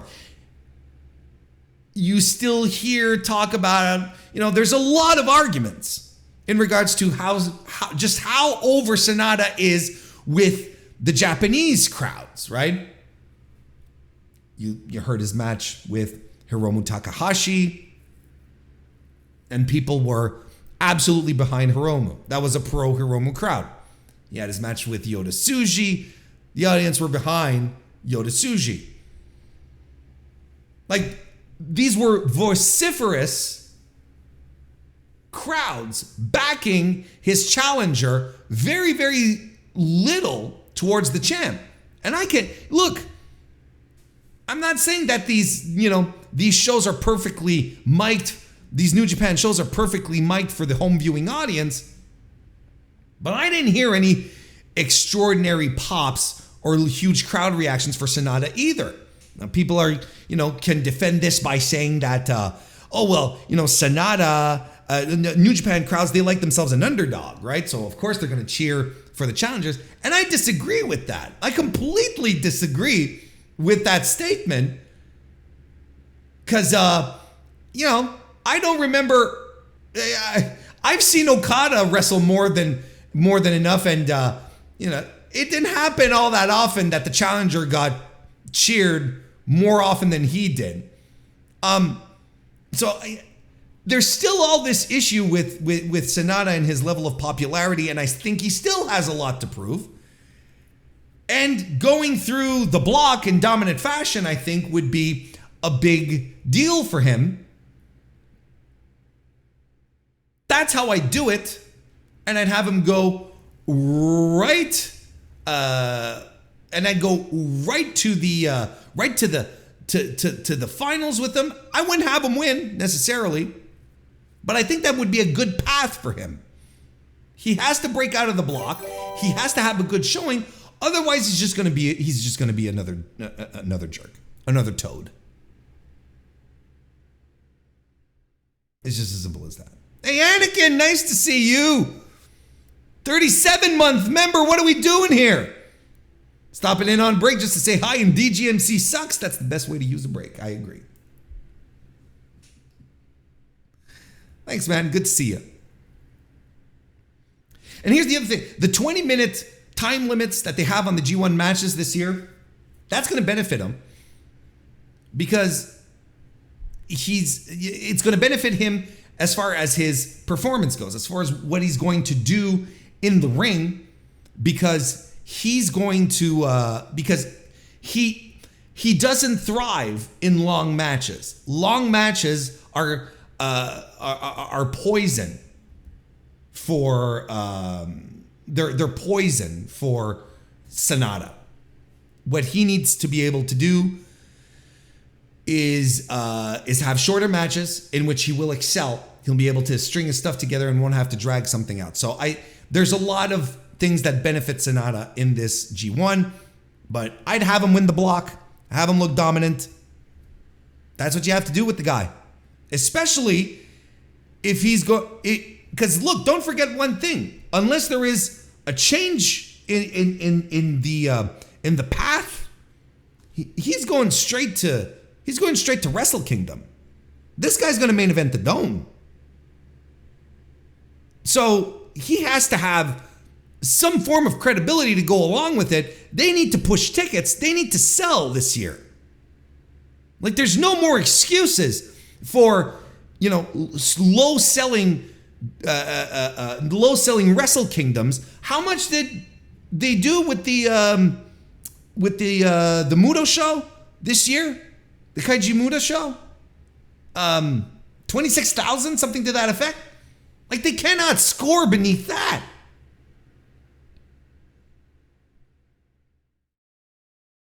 Not 2 years. We've got a full year gone with, with the clap crowds and the restrictions for COVID and all of that. They have to come back strong this year. So again, unless the path deviates and they try something new where Sonata might lose his belt along the way, this is what we're doing here. Sonata, Tokyo Dome main event, Wrestle Kingdom 2024, which they announced, by the way, to be on January 4th. So, I don't know. Got to make this guy come across as credible. I'd even go as far as to say there's an argument to have him win the G1 and have him pick his opponent. I wouldn't go as far as to do that, but there's still an argument that could be made there. Let's move on. All right, Kaito Kiyomiya.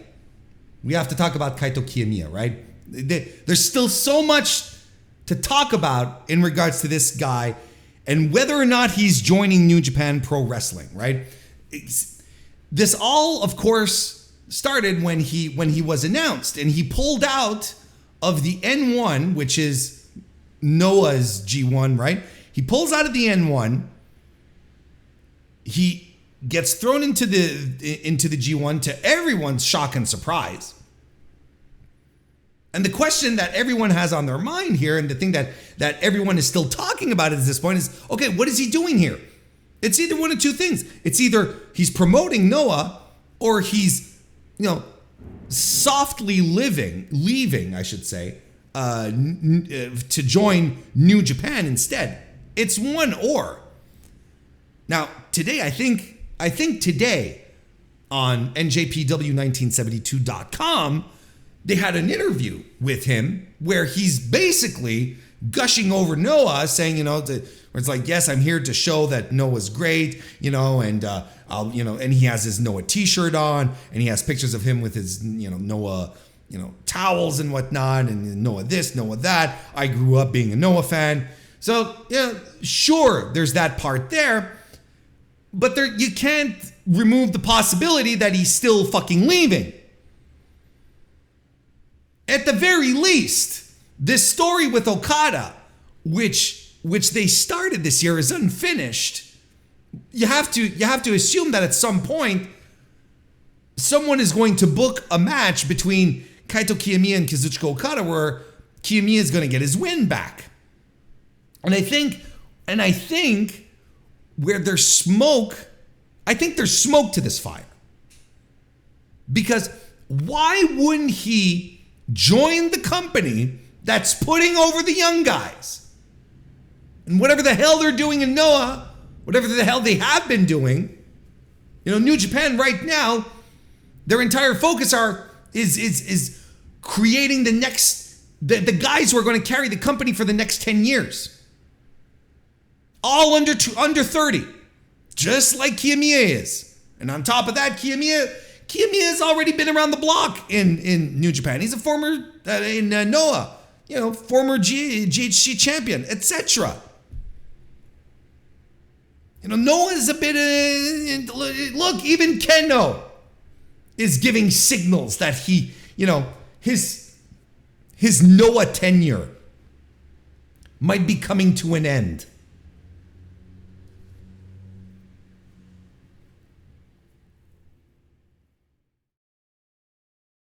But the point here is that he has something to prove, right? Kiyomiya does. If only because of this feud with Okada, where which is still one of my low-key favorite feuds of the year. I love how this took off. I love how it was carried out. He has something still to prove that he's not a whelp, just a kid like Okada seems to deem him to be. It's something that he needs closure on.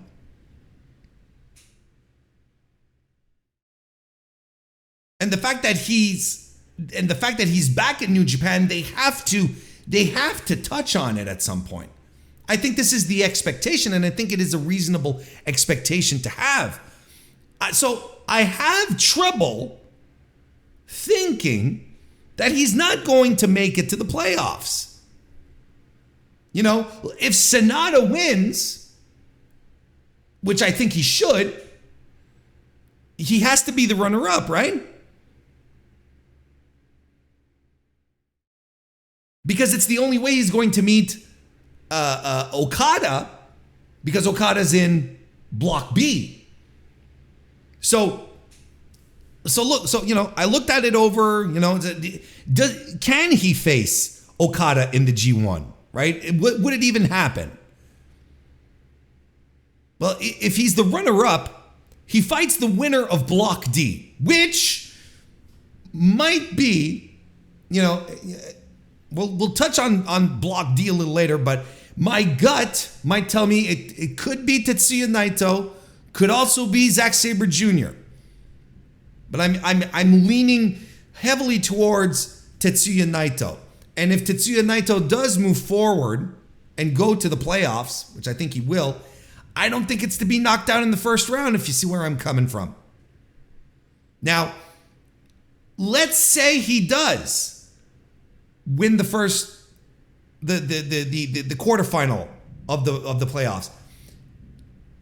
He goes on to fight on if he wins the block, then he might fight Kazuchika Okada on the 12th, on August 12th, if Kazuchika Okada is the runner-up to Block B, which isn't impossible because Will Ospreay is also in Block B, who is a very valid candidate to win.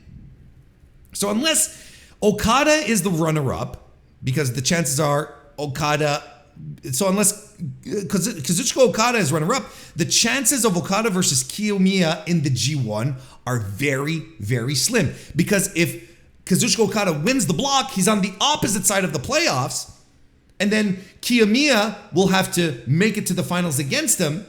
And again, not impossible, but a little weird. It's a little weird because you don't need the context of the G1 for this match to feel significant. But here's an idea for you. Let's spitball this. Let's throw some things around. What if they meet in the finals? Now hear me out. What if they did? What would happen? Okada right now, he's got beef with anyone under 30 at this point. He's like, all the youngins coming up, particularly Kiyomiya, but Shota Umino as well. And this would mean that Shota Umino and Kaito would have to win the runner-up block, which I feel is highly improbable. They both have to win the block, right? Either Shite would have to win and come in as runner-ups because they're both in the same block, which I feel is improbable because I still think Sonata needs to win the fucking block. But, nonetheless, okay? Pissy, angry, old man Okada meets Shota in the finals, meets Kiyomiya in the finals.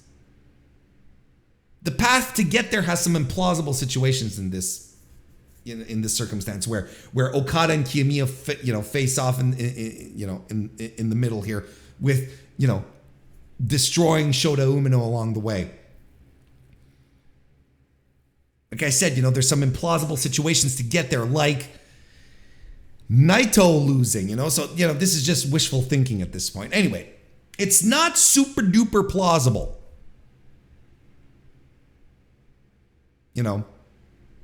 It's not super duper plausible because it immediately,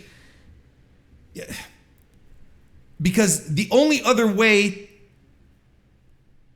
it doesn't make super sense if he gets Naito in the finals, because Sanada has to win the block, which immediately puts him as a runner-up, him being Kiyomiya, and Okada running up B block, which would be the only other way they would end up on the same side of the brackets. It still doesn't make much sense. See, even as I'm talking about it, I'm like, it doesn't really connect. But this has the potential to be one of the most exciting blocks and full of unpredictability. You know, and even if Kiyomiya wins a lot of matches and moves forward, it might not even be a sign that he's being added to the New Japan roster, because they might just be doing good by, you know, a valued partner, which is Pro Wrestling Noah. But all this has the potential to be one hell of an unpredictable G1. I'll tell you what. We're still talking about A block here. I mean, I'm talking as if I just wrapped it up, but no, we're still chit-chatting here. You know, I think Kaito's going to have a good G1. I'm going to talk a little more about him once we talk about Kazuchika Okada. Bear with me here. The Reiwa Three Musketeers here, right? Recently announced. Just talked about them last week on the podcast. You know, Shota Umino, Yota Tsuji, Ren Narita, all being pegged to being the next Three Musketeers. And like I said last week, all this comes out shockingly, surprisingly, when the boys are all in the same block in the G1. And all this little Musketeer feud has all been ignited. And like I said, I don't think that was a coincidence last week. I don't think it was something necessarily that the guys were not aware of specifically. I don't think this was left up to chance. Because there's a very good chance that the story of this block is going to be these three guys kicking the shit out of each other and Sanada picking up the scraps.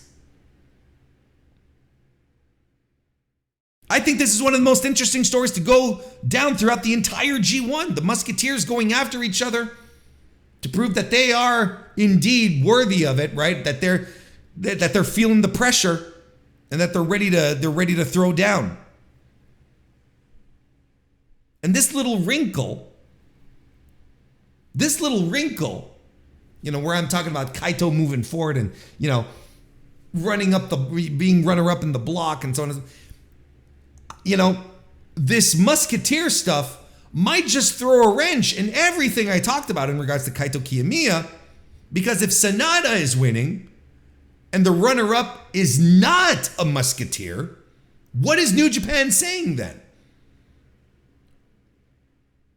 Right? Like, I wouldn't put it past New Japan, by the way, to have a Musketeer and Kiyomiya be at the top of the block. And, you know, fuck Sanada, because, like I said, he's already set for the Dome. Like, who cares, right? He's already got his main event, so fuck Sanada. So we could do that. But it would be weird if, at the very least, if neither of the two guys moving on to the playoffs is one of the Musketeers. And here's something this is where we start getting granular and we take a look at what's coming up. So you go to the last night of Block A, okay? This is what we have set up. This is on the card already booked. Sanada versus Chase Owens, Ren Narita versus Kaito Kiyomiya, Shota Umino versus Hikuleo, and Yota Tsuji versus Gabe Kidd. What does this say to me? It says to me that there is only one match that truly that feels like it will be significant for the positioning of two guys, and that is Narita versus Kiyomiya. It sure looks like Ren and Kaito are being set up for a showdown. Could be for the top of the block, could be for runner-up, but it feels Like that match is going to be for all the marbles, as they say. Because Sanada's beating Chase Owens. Yota Tsuji should do away with Gabe Kidd. By the way, that one will probably be a blast. And Shota Umino should be fine against Hikuleo. We'll talk about Hikuleo in a second. But Narita, Kiyomiya on the final night, that's a mark. That's significant. That means something. It means it's going to be down to those two guys in a tie-breaking situation. Like, there might be a whole thing in that evening. Like, if Sanada wins, this happens. If Shota Umino loses, this happens. All that kind of stuff. But Narita and Kiyomiya fighting each other on the last night of the block, that's not insignificant. So it could be all for naught. It could be all for naught as well. All this talk about Kiyomiya, all this talk about Sanada that I just set up here, unpredictable. I think Shota and Tsuji are going to have a good run, a very good run in the G1. I think Tsuji even pinned Sanada, if you ask me. I think Ren Narita sprints past them after, I think he loses night one, and then he goes on a sprint, and he passes everyone. Because out of the three Musketeers right now, Narita is the one who feels underpushed. Shota has the entrance and the glamour, and he's got it all. Tsuji, wow, he just walked into the building and captivated an entire, fan base. So I think Narita here could sprint past them and have a really dominant G1 and come out as one of the stronger winners of the block. Kaito seems to be his closest competition if we look at this final night here. Sanada sweeps. I think he might have... Look, like I still think Sanada should win the block. I can't get this out of my head. I still think he should win the block. I think he should sweep in dominant fashion. But at this point, it looks like a toss-up between Narita and Kiyomiya. And quite frankly, what's the point of pushing these Musketeers, these next guys, if they're not going to advance to the playoffs of the G1, right? Does that make sense? Gabe Kidd is also a guy on this. Keep an eye on Gabriel Kidd, right? Might not be the most super push dude, but you know what? Like we talked about earlier, his War Dogs, angry, unhinged vibe right now is very exciting, and he could be positioned to spoil the G1 for a couple of guys here. Chase Owens might make a dent, but I don't know. I think he's here to be putting other guys over. And Hikuleo is the night off guy. Every block has a guy where it's the night, you get the night off in the sense that you're not gonna overwork. You're not gonna have to put on a 20-minute spectacular. You're just gonna go in for 7 minutes. You're gonna do your thing. It's gonna be, no heavy bumps, no intricate sequences, just like walk in the park. And I think for A block, Hikuleo is the guy who's going to do this. Hikuleo, I think the ship has sailed. I don't know what else he could do in New Japan, quite frankly. I think with all this new blood that's being pushed, he's a guy who's going to be easily left behind. And he's young too. But you know what? When he gets face-to-face with Yota Tsuji, who is another huge dude, I think Hikuleo is going to be exposed for how green he is. Let's talk about B block. This is what I like to call the 5-star block because this is the one that has Okada and Ospreay in it, alongside El Fantasmo and Taichi. Everyone here bound to have outstanding matches. I think this is the one that has the most potential to churn out the most memorable matches of the tournament. Start with Kazuchika Okada. It's always conventional wisdom when you start a G1 to say Kazu might win the thing. You put him in the main event of the Dome. Again, what were we talking about? Selling tickets, right? Where pro wrestling is still a business where you have to get people into buildings. And we're still a far cry from the Wrestle Kingdoms of 2016, 17, 18 as far as attendance goes. And again, I just want to reiterate it. I know I said it before, but I'm going to barrel this one home.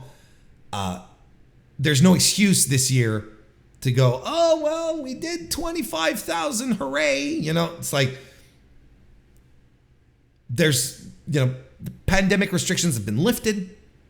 We're good.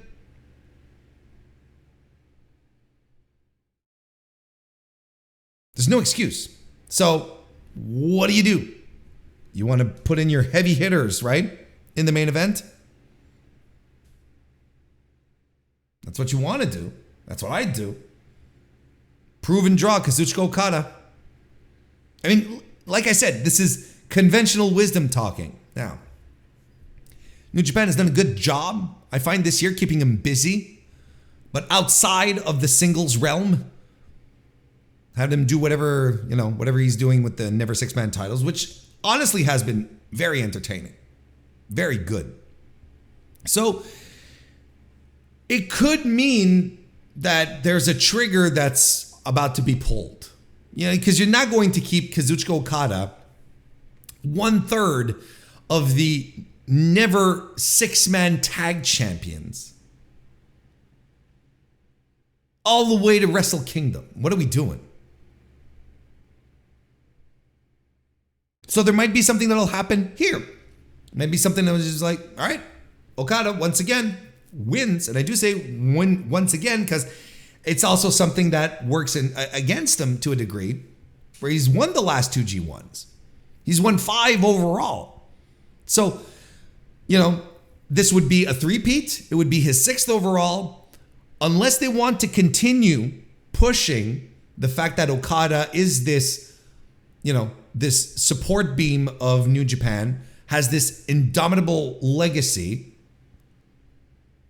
get him in the conversation with, guys like Chono and Inoki, well, in regards to G1 performances and wins and so on and so forth, well, then do it,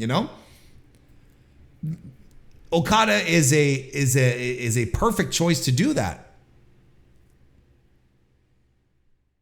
Put him in the Dome, have him slap Sonata around. I mean, when you think about it, it's not even that interesting a main event. You're like, all right, that's a main event that'll happen. I don't think it's the best use of Okada either. I don't think having Okada face Sonata for the World Championship at Wrestle Kingdom this year is even the best case scenario for him.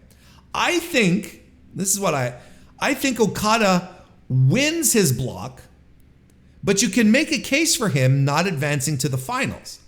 Because I think the best use for him at the Dome is fighting one of the pups, one of the young guys, either Shota or Kiyomiya. And I think it should be Kaito Kiyomiya. I think it's the bigger match. And I think it's the only reason why you're bringing Kiyomiya into this in the first place, if not just to reignite their feud.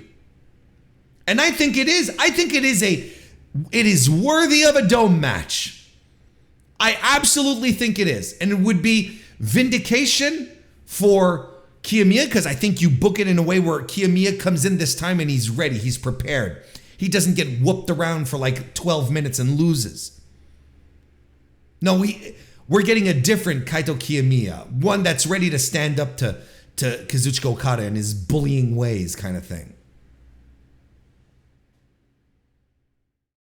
You could have Kaito Kiyomiya go over Okada in the playoffs in some form, implausible but not impossible way, and then we have the rubber match at the Dome, right? There's some mental contortions you have to do to have that happen. It's not impossible, but I think it's still interesting. But because listen, guys, gals, non-binary pals, I don't understand why you would bring in Kitamiya into the G1 if it's not to lead to another match with Okada. And if you're keeping Okada out of the title picture, I think this is the most natural fit, and it is a big time match. It felt big time at the Kaijimudo show, and the feud has been extraordinary. It's been just like some of the best stuff Okada's done in years in this feud, and continuing as well, because he's still grumpy old Okada shaking his fist at the young'uns. That's still his thing. The point I'm making is that, look, Okada versus Kiyomiya in a dome match is a big one. It makes sense. I think, basically, Okada doesn't have to win his block. I think he probably will, but he doesn't have to win the block. He can probably run her up, and he'll get knocked out at some point in the playoffs. And it will somehow have something to do with Kaito Kiyomiya. That's what I'm thinking. I don't think Okada is winning the G1, if we're being clearer. But again, unpredictability. Will Ospreay is also in this block. So Will's G1 this year might actually be indicative of what's next for him. Because there's been rumors going around that his contract will be up in the new year, which is, the case for most of, New Japan guys who are contracted. They usually come up at the new year. So rumor that's what's happening.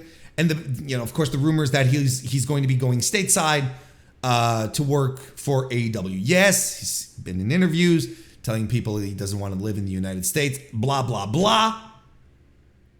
Liars lie. Professional wrestlers lie.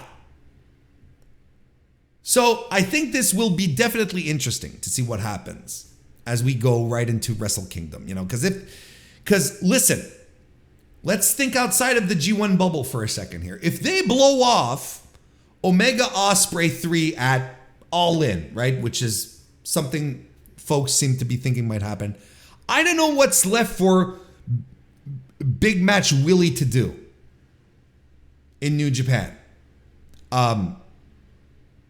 Look, it would make sense for All In to get an Ospreay Omega match, right? Because the first one was in New Japan. Then we got the second one at the joint show. So AEW needs to get its own Omega Ospreay match on its own, right? I'm pretty sure something would tell me that that's how they negotiated. Or Gedo was like, no, the rubber match is still happening on my shores because I kind of made these two guys, which is fair, But then again, AEW has a lot of higher ground. Look, don't want to get too deep into the politics here.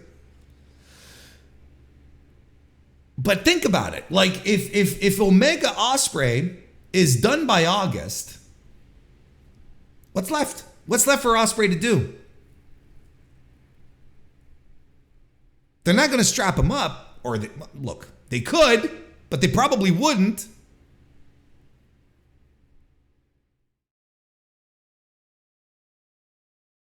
And you know what?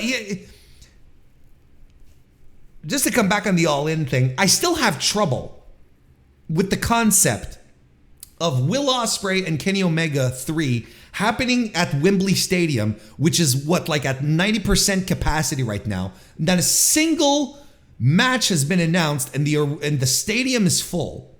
I would keep that match for another event that you have to fill up. For another, an Arthur Ashe, maybe not Arthur Ashe. You do full gear, do full gear in a stadium, not in an arena. Do it in a stadium, and that's your headliner. That's how you fill up the place. Why would you waste? And again, from a complete business perspective, why would you waste ticket sales? Ticket sales on this match. There's no reason. The tickets for Wembley are sold. You have other events coming up that will need this kind of oomph-ta to get people in the building. Or a Wrestle Kingdom in January where I've been telling you I just said it, you need to put asses in those seats. You don't want to be content with just 25,000 sold. You want to get to 2016, 2017, 2018 Wrestle Kingdom numbers. You want to get back to how it used to be.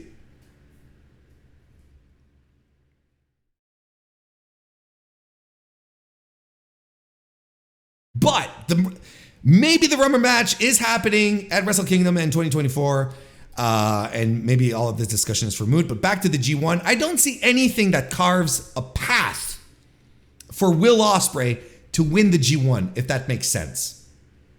Make it to the playoffs? Absolutely.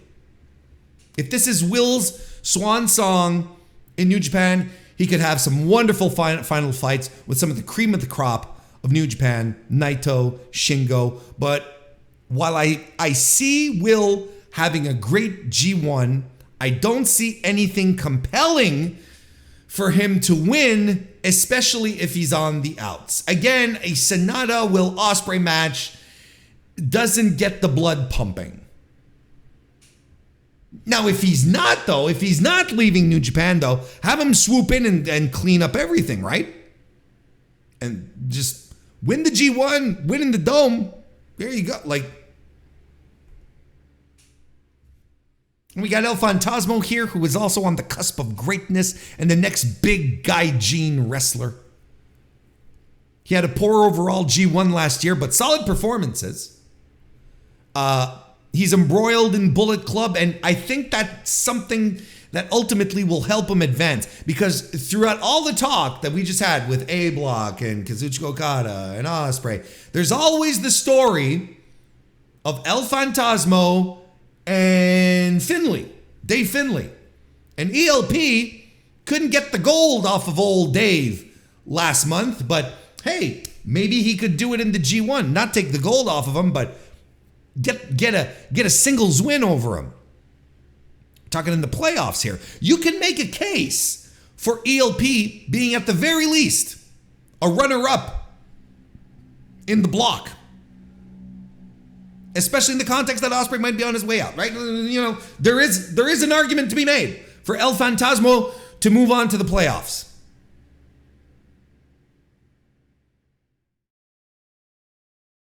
On August 10, when the playoffs start, we have a runner-up of Block B versus the winner of Block C, who I think is going to be David Finlay. Spoiler alert.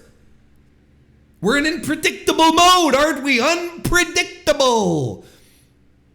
I think one of the most unpredictable things would be Will Ospreay not qualifying for the playoffs and having El Fantasmo move forward, right? And trust me when I say El Fantasmo is destined for big things. He is a true to form wrestling superstar. Not in the WWE definition, in the Oxford Dictionary definition. I think this is going to be the last year El Fantasmo is going to be on a pre-show at Forbidden Door. Mark my words. There's something here to be said. I don't think he's a G1 winner, but like I said, I think his story with Dave Finlay is enough to propel him forward and into the playoffs. We also have Tai Chi in this block that we mentioned. Always the bridesmaid, never the bride, though. I think Tai Chi will have a good G1. He'll have 2 or 3 really great matches, and he'll probably end up being a spoiler for someone's. But outside of that, we're going to have perfectly entertaining, great, strong performances from him. That's what he's for. That's what he does. That's that. Great O'Khan is also in this block. I doubt he'll be much of a factor. I don't know why the office soured on this guy. They had him. They were really gassing this guy up. And then sort of trailed off. I don't know if it's his social media presence that they find a little embarrassing. I couldn't tell you. I feel like there's some backstage stuff happening that that have changed, that needed some course correcting on his journey. Let's put it that way. But listen, it's weird to say. If you're talking to Warren Hayes in 2021 and talking about the Great Okan, I'd be saying, here's the guy.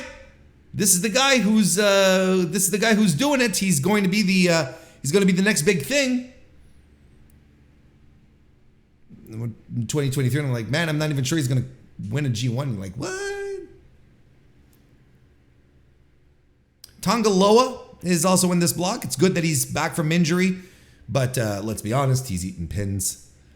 And Yoshihashi will have compelling matches with everyone. But his role right now, he's been set into it, and he's been fantastic at it. He's a tag team guy now. And that's his role, and that's what's going to happen to Yoshihashi moving forward.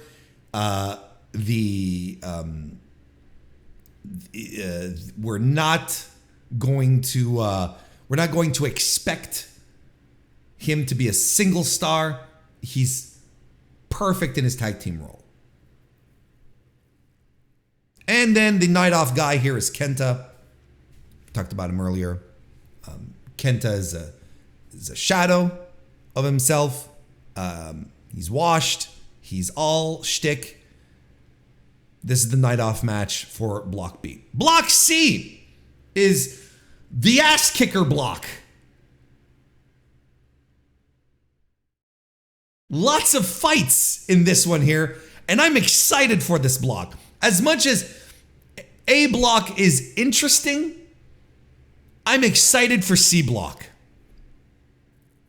Dave Finlay, I think that is the guy who's going to win the block. There's so much effort in putting Bullet Club over right now. I don't know if you watch the Independence Day shows. There's so much effort putting Bullet Club over as a thing again, and Dave Finlay has been eating up every fucking second of it. He's in full reinvention mode himself. He's got Gato at his side. Like, these are all signs. We're not necessarily going to mimic Jay White, but we're certainly not going to stray from the winning formula here. He has to do, this is what Dave Finlay has to do. He has to do what his War Dog pals did at Independence Day. He has to be as visceral and insane as Gabriel Kidd was. He has to be frothing at the mouth and kicking ass the whole way to make this compelling, make this believable, and make it his block. I think he's going to win the block. Shingo Takagi is also in here. Post-pandemic Shingo booking has been the most mysterious thing of all of New Japan. Tremendous wrestler, absolutely one of the top 10 in the world. As far as talent and drive and presence, like he's got everything. He even turned the King of Pro Wrestling title, trophy, whatever, into something special, into a non-joke, and he's been kept away from the world title situation for a long, long time. Now, maybe they're protecting him for some big match, or I should say, protecting big matches with him for the upcoming year, right? Because there's one thing to protect a guy, but New Japan protects matches sometimes. Keeps guys apart and away in certain circumstances so that they can use them so that they can feel special and fresh. So maybe there's that. I couldn't tell you. Unpredictable. But the Shingo mystery is real. And I don't think he's winning this block. He may be the runner-up. But there's at least another guy in this block who could take that spot as well. Like, he may be a factor in the G1, but he doesn't feel like it right now. And it's baffling that a talent like Shingo Takagi is going into a G1 and isn't weighed more heavily as a favorite. Like it blows my mind. He'll have a great G1, don't get me wrong, in both score and match quality, you know. But coming up short, man, it's bizarre. Of course, Eddie Kingston is in this block. Big match. Eddie's coming in next, and I find people are divided on this one. You know, a lot are straight up excited that he's there. You know, others are like, where's the AEW representation? You know, as if, you know, New Japan had some kind of responsibility to... You know. It makes sense. Look, here's the thing, is that it makes sense for Eddie Kingston to be there, regardless of, you know, who else you would have wanted to see and hear you. Boy, where's Bryan Danielson? I think the Bryan Danielson G1 ship has sailed, folks. I don't think that's ever happening at this point. We just gotta we gotta set that one aside. I don't think it's going to be a thing. But it makes sense for him to be there. Because he's the guy, you know, he's the guy on North American TV who venerates Japanese wrestling the most and openly on the entire AEW roster and even, you know, even in the WWE roster, you know, like no one else. But it's also strange. So it's strange considering how he's been booked in AEW recently. Suddenly getting like inserted into the BCC Elite thing, having a personal scrap with Jon Moxley, and you know, and then missing out with blood and guts. You know, it's weird. But look, he's coming in as the new strong openweight champion. That doesn't mean anything. That doesn't mean he's going to be more protected than anyone else. It really doesn't matter. But you got to be excited for Eddie and Ishii, Eddie and Shingo, Eddie and Dave Finlay. You know, Aaron Henare. These are all matches where I'm like, yeah, okay. Like these could be good old-fashioned fights. But Eddie's tournament is going to be hit or miss. Right? I think for every slapper he's going to have an average one. Or it might just turn out that he's going to bring it every single time. But like I said earlier when we were talking about the match with Kenta, I think for Eddie to truly shine, he needs someone who reciprocates that same type of fire that he has. And there are people in this tournament, like Shingo, like Ishii, that I have no question, you know, will light that fire in our boy Eddie and draw out some fantastic performances. I think Aaron Henare, you know, we'll have to see. But Henare is he's another fighter. He's another brawler. Finlay, that's his whole shtick. I'll tell you one thing he's going to make the most out of this tournament. He's going to sop up every single drop of it.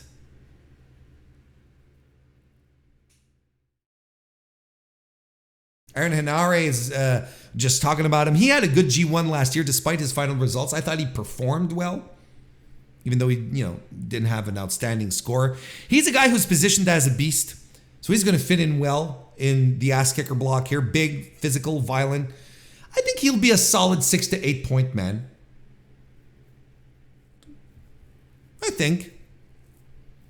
Same with Tama Tonga, who's also in here. I still think, I think there's a lot of Western fatigue in regards to Tama Tonga. I think, you know, us North American fans are maybe a little,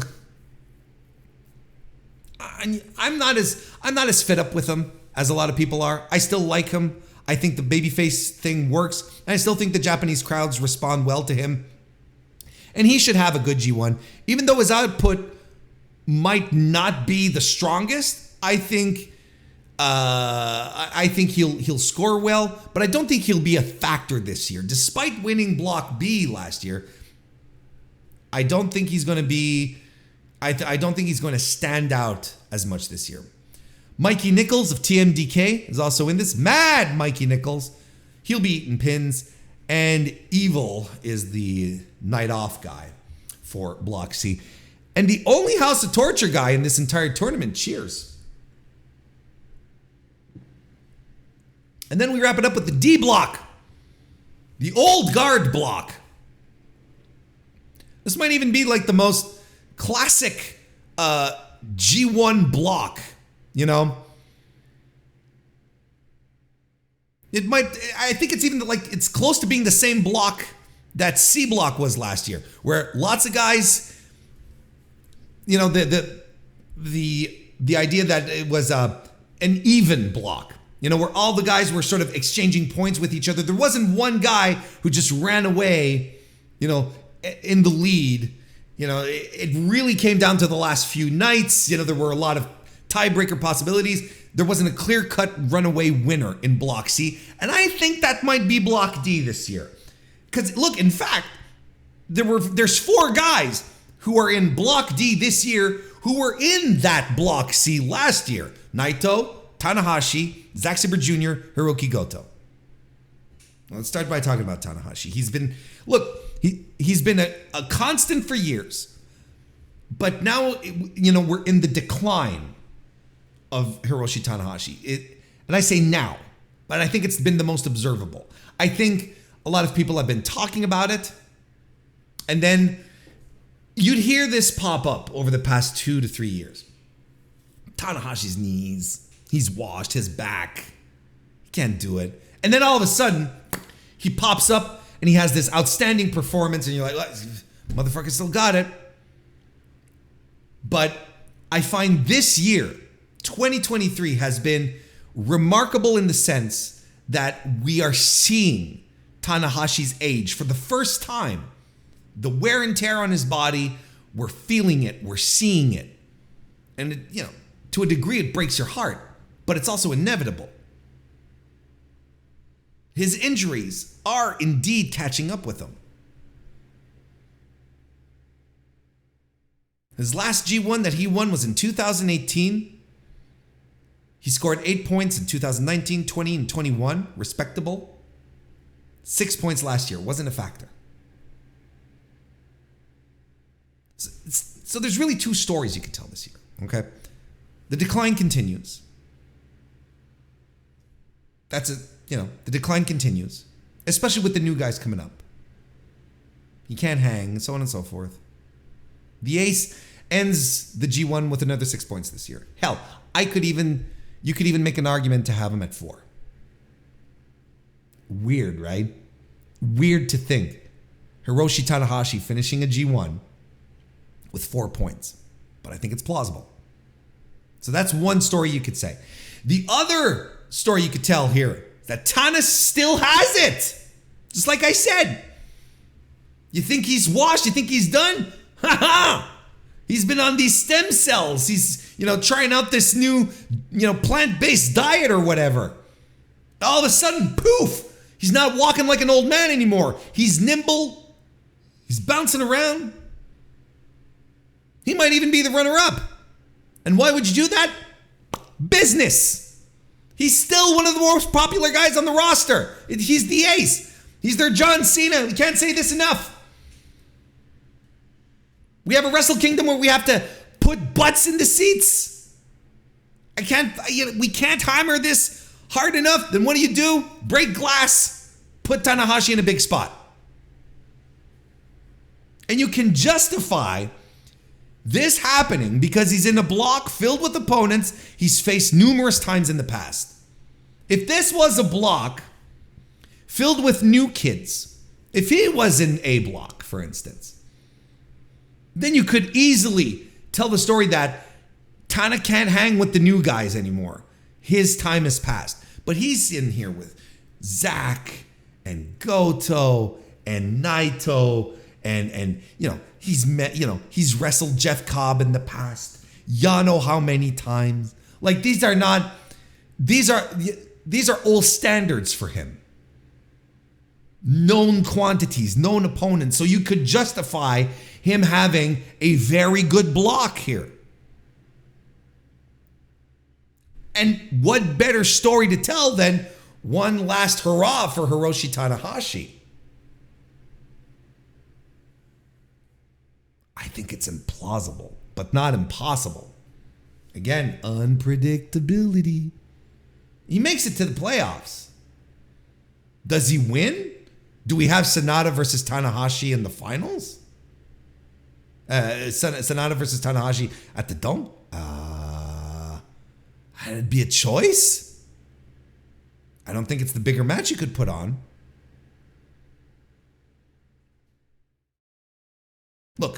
if you're asking me, we're on the decline angle here. And Tanahashi will always be Tanahashi. He'll always be the classiest, top-notch guy, professional, but Jesus.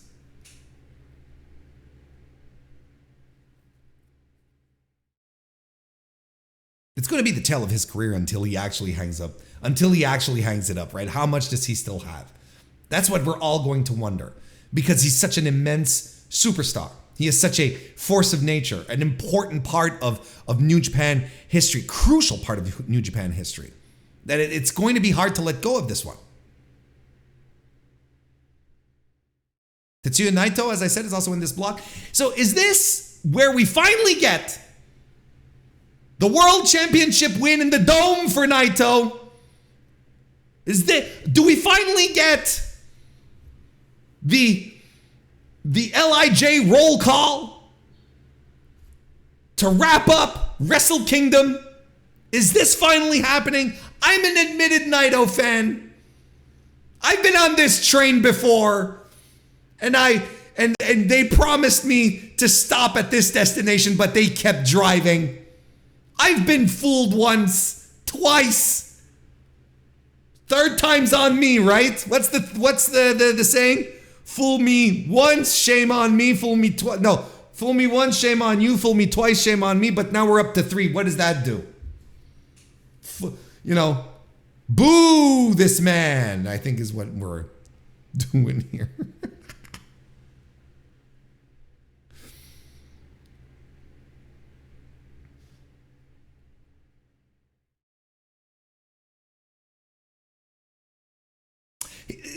The fascinating thing here for real is that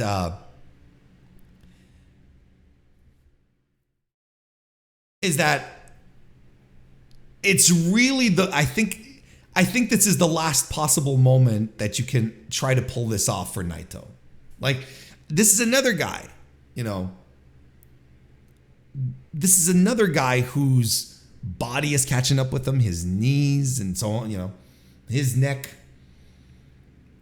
His style has brought him to this point. So you might have a little more mileage out of Naito than you have Tanahashi, but it's not going to last forever. So if you're going to pull the trigger on it, it has to be really, really soon. And quite frankly, I don't think there's anyone else in this block, in Block D, that screams Wrestle Kingdom main event in 2024 like he does. Plus, considering there's nothing that gets sidetracked in the meantime, he and Sanada is a great story. Sanada has defeated the 2 other LIJ guys, Tsuji, Hiromu, and maybe Naito is still sore because he left, And Naito is systematically one of the top guys, one of the most popular guys in New Japan. So he, does he win the block? You know what? Pray off of us, the feelings that we have as Naito fans. Pray off of our feelings and have him win runner-up. Have him win by the skin of his fucking teeth. And have him underdog his way through, like squeezing out wins, so that we're on the edge of our seats the entire time. Have him win a G1, have him go to the Dome, have him win the title. Put a pin in this long-term story of Tetsuya Naito main eventing the Dome, winning the championship, and finally moving on. Because goddamn, it's now or never, if you ask me. Zack Sabre Jr., as far as he goes, look, he's had just a fantastic year so far. And Tournament Zack is always a thing, and I expect him to go hard. And I think he's going to be a player in this tournament. I think he might win the block. Because Tournament Zack is the thing. And, he's in this 15-minute wheelhouse since winning the TV title. So this 20-minute thing, it's no sweat for him. kayfabe, we're all talking in story. Like, it all makes sense. The 20-minute limit plays to him, plays to his strengths. He's been on a tear of 15-minute matches. Plus, his game is on a whole other level. His game is absolutely... Zack Sabre Jr. has never been this complete a package as he is now. Confident, swagger, combines the best elements of grappling game and of the grappling game and the spectacular stuff, right? The more sports entertaining aspects of pro wrestling. He's got it all. He won't win the tournament. I don't even see him getting to the finals, because that's another part of tournament Zach. That's when he's on, but sometimes he'll just get knocked out. But he's going to have a spectacular G1 in terms of points and some great output in the meantime. I think he's going to be one of the shining stars of the tournament this year. And it might actually be a repeat of last year's Block C, where Naito and Zack Sabre Jr. were paired at the top, but Naito won the block because he had the tiebreaker. Might be the other way around this year. I don't know. Look, if Kazuchika Okada wins his block and Naito is the runner-up, they fight in the first round of the playoffs. So that would mean my finals are out the window, because could be out the window if Naito doesn't make it, right? Hiroki Goto, not unlike his partner Yoshihashi, I think he'll have a decent G1. May even surprise us like he did last year by staying in the mix, but he's a tag team guy now, and it's a good spot for him. Don't get me wrong, he's shining in Bishamon, and I think that's fine. Jeff Cobb, remember when Jeff Cobb was chasing down Kazuchika Okada 2 years ago in Block B? Remember that? We're a ways removed from that, because he's kind of more of just a guy now, which is, instead of the dominant monster. But who knows, Gedo likes his monsters. He likes his Jonas coming in and tearing shit up. He's a good guy that you can heat up and act like a spoiler. I have trouble completely writing him off. But if his booking is any indication, he'll have a decent enough G1, but won't be a true factor outside of spoiling some matches for some dudes. Alex Coughlin is going to have a couple of surprising wins, I think. One over Tanahashi, I'd say. One over Goto. How about that? The tag team thing. I think Gabe Kidd will probably have a better overall performance than Coughlin.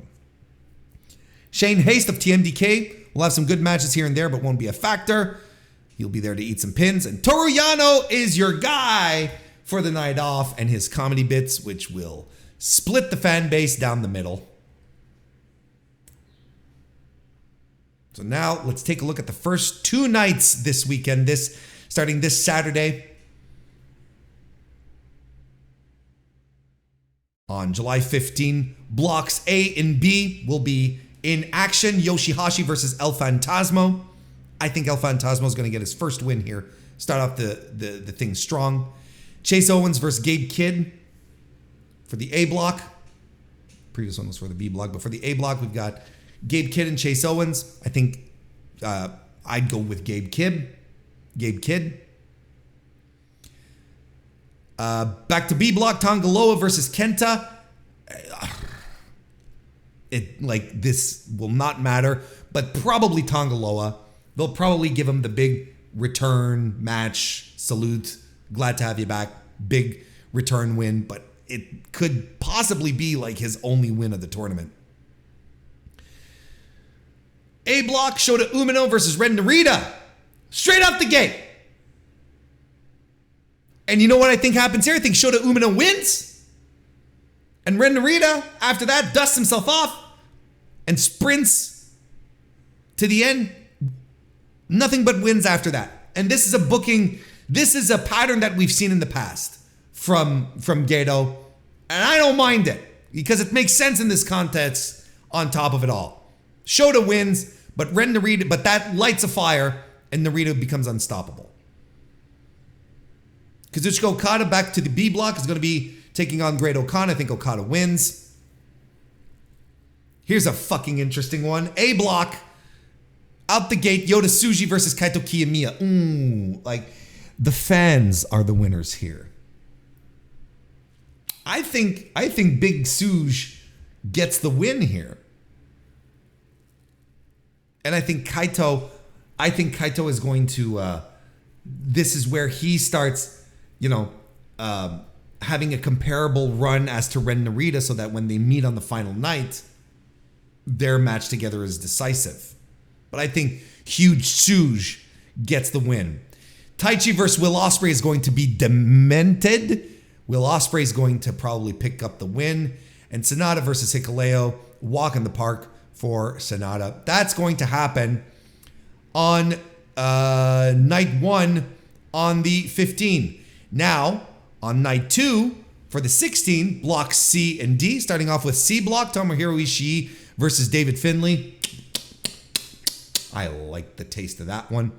I didn't talk about Ishii, did I? I just realized I didn't talk about Ishii at all. What the hell am I doing? I didn't mention him I mentioned him with other matches, but not in about itself. Look, Ishii, when it comes to Block C, he's supporting character. He's going to be an MVP. Reliable. Always delivers, over-delivers in some circumstances. He's going to be another star in the G1 this year, just like he was last year. But here's another bridesmaid, never the bride. But I think Dave Finlay starts off strong with the win against Ishii, and that's going to be a significant flag to plant as well, saying, look, I took out one of the toughest guys in this block. D block is going to kick off with Hiroki Goto versus Toru Yano. I think Goto should win. C block, back to C block, Mikey Nichols versus Aaron Henare. If there's any justice in the world, Aaron Henare wins. Nothing wrong against Mikey Nichols. It's just, it wouldn't make sense for him to win. Over to D block, Shane Hayes versus Alec Coughlin. This might be, Shane Hayes' first win. Like I said, he'll pick up a couple. It could go either way here, especially if they want to establish a little heat between the War Dogs and TMDK. And over to C block, we get Shingo versus Eddie Kingston out the gate. Let's go. Let's fucking go. It'll be very telling what's going to happen here. Since Shingo doesn't have to be protected, he's not involved in anything significant, I absolutely see Eddie getting the win here. But I'm excited for this one. Hiroshi Tanahashi taking on Zack Sabre Jr. in Block D action. Zack is going to take good care of Tanahashi in this one. I think he should win.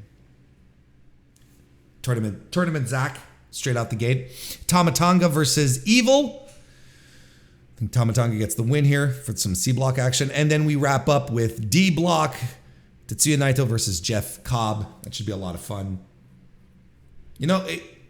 If you wanted to do good and go down my path of having Naito just scrape his way into the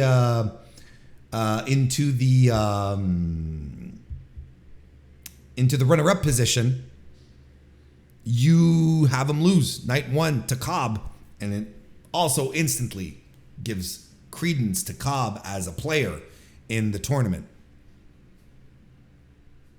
So Saturday, Sunday, it's all starting. And my reviews will also start this Saturday. Daily reviews of the G1 Climax 33 right here on youtube.com/MrWarrenHayes or on your favorite podcast applications. You're going to get it all. I don't know why I shouted that out, but I'm excited. Because I'm excited it's the G1. Why wouldn't you get into the G1? It's a good time. And it's going to be... There's so many better factors this year, and it's going to be unpredictable. That's still the theme. And as much as I walk through everything here, and I gave you my thoughts, my impressions, some analysis, this might all be out the window as of night 1. And I'll call myself out on it. Trust me. So be there, subscribe to the channel, follow me on your podcast feeds It's a good time. All right, we are going to wrap this up with some Impact Slammiversary 2023 preview. You know what? Hold on a second. Yes, it's okay. It's going to be this Saturday. Here we go. Okay. So, we're going to wrap it up, as I said. Why did I do that? We're going to wrap things up with a quick preview, quick preview of Impact Slammiversary 2023, which is happening this Saturday, July 15.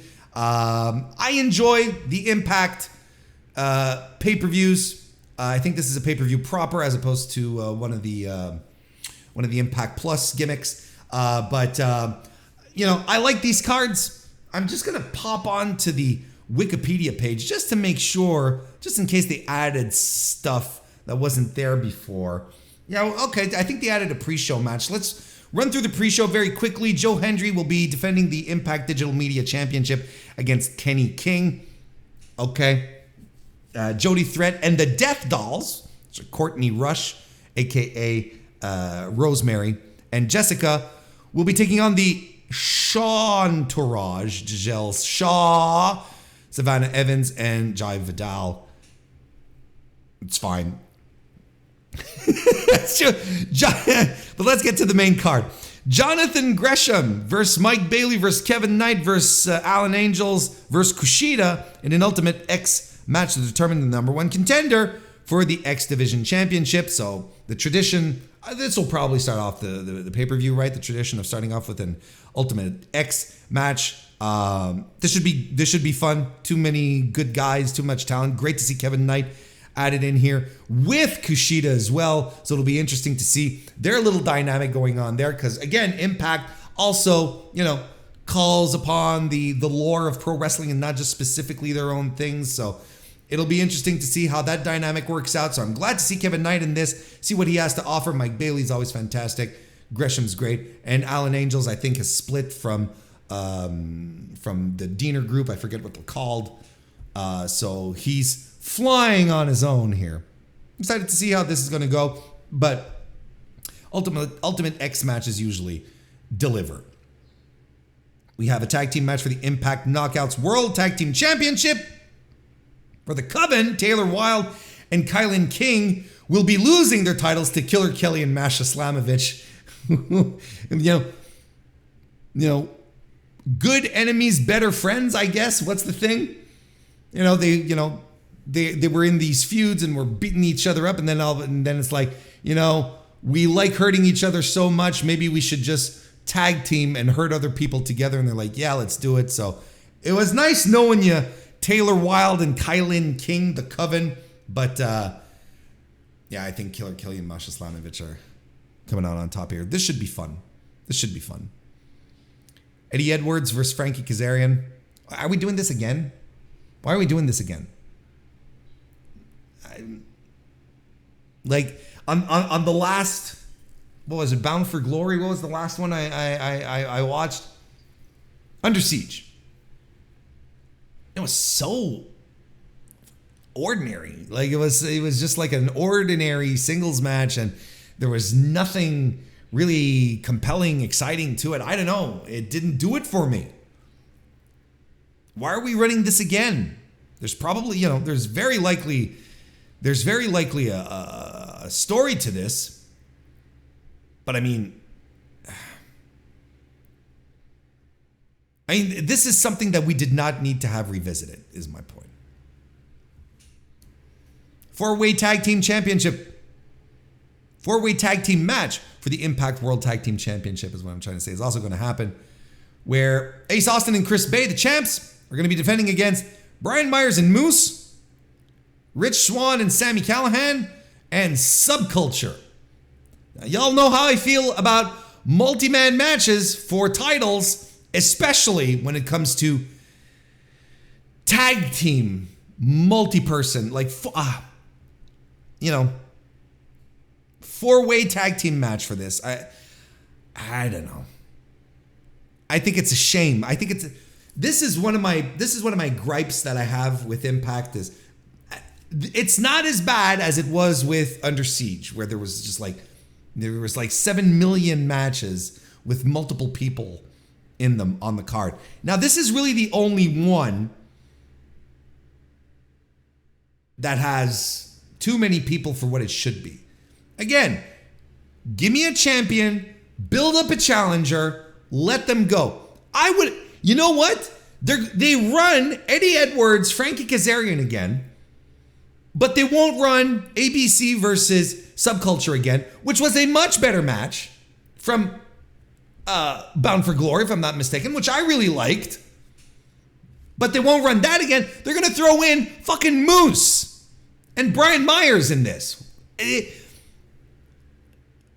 This feels like it was just stocking stuffings, and it feels like a match that's put together so that Austin and Bay will lose the titles without getting pinned. They're going to protect them. This is dumb. This I'm not looking forward to. I'm quite sorry about that. And it's a shame because I love Chris Bay and Ace Austin. I think they're one of the best tag teams in the world right now. And not enough people are watching what they're doing. And now they're, saddling them into this morass. And the thing here, I don't find Impact multi-person matches all that great. I don't think they're all that fun. Chris Sabin is going to defend the X Division Championship against Leo Rush. That should rule. I'd like Chris Sabin to continue his reign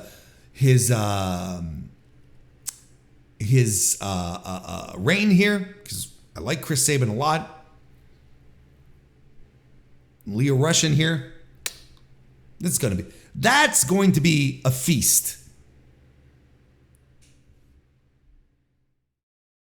And then the next match will be Bully Ray and Diener versus Scott D'Amore and TBA with former Detroit Red Wings, Darren McCarty, serving as the special guest enforcer, who has appeared on Impact before and was actually pretty entertaining.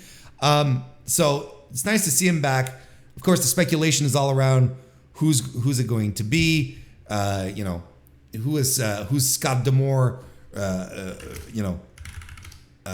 Who's Scott D'Amore bringing back for this kind of thing? Who in Team Canada does he have at his disposal to bring back? Bobby Roode? What if Bobby Roode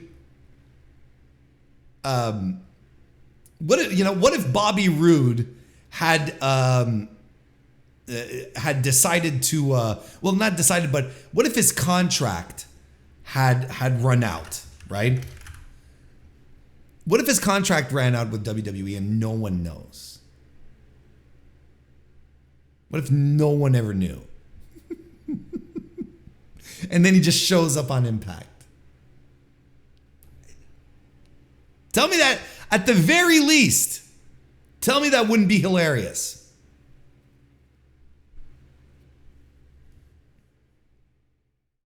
What about Eric Young? Who left Impact to go back to WWE, and in WWE he's like, Vince is back, so what the hell? I think Petey Williams might be a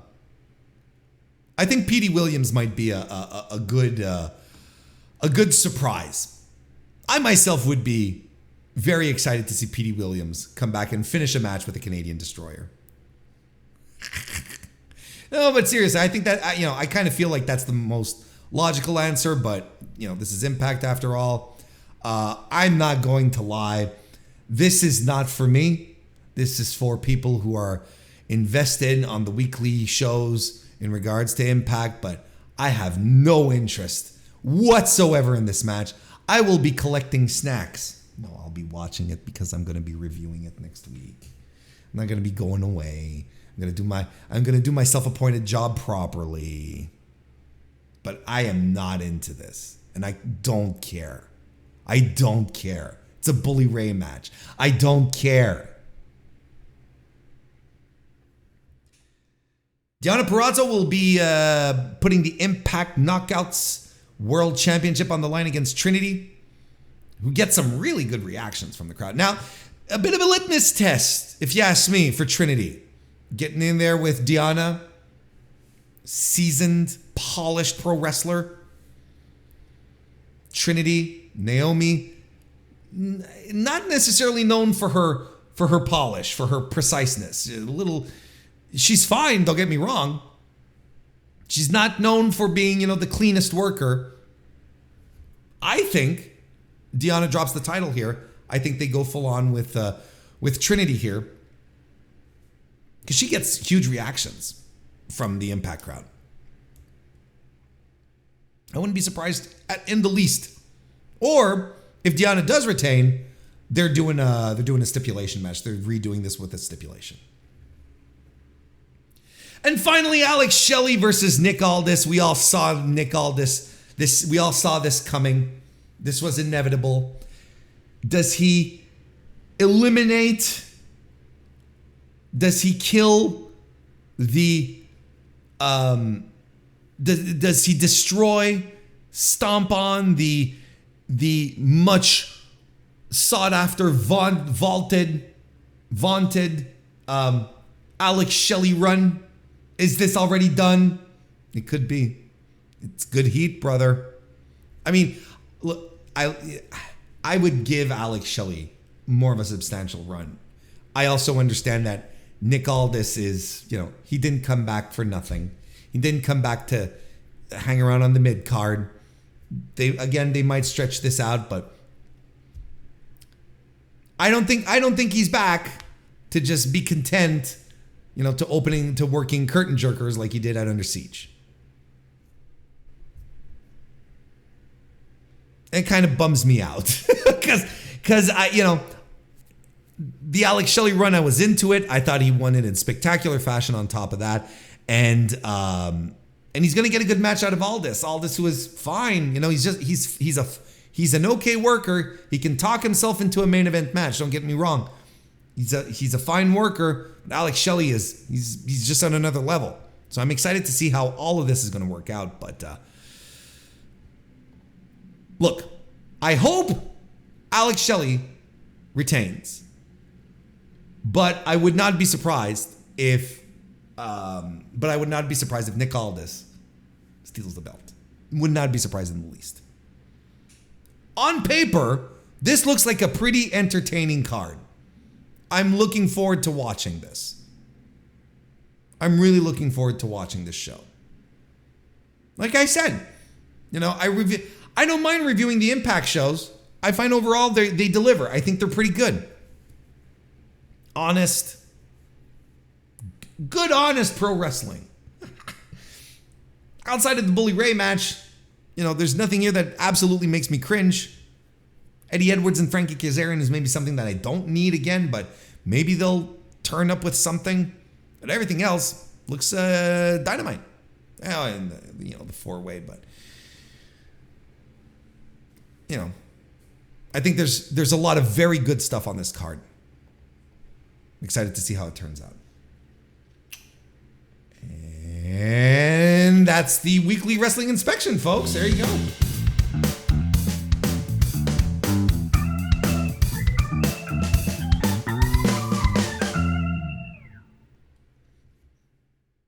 We're done.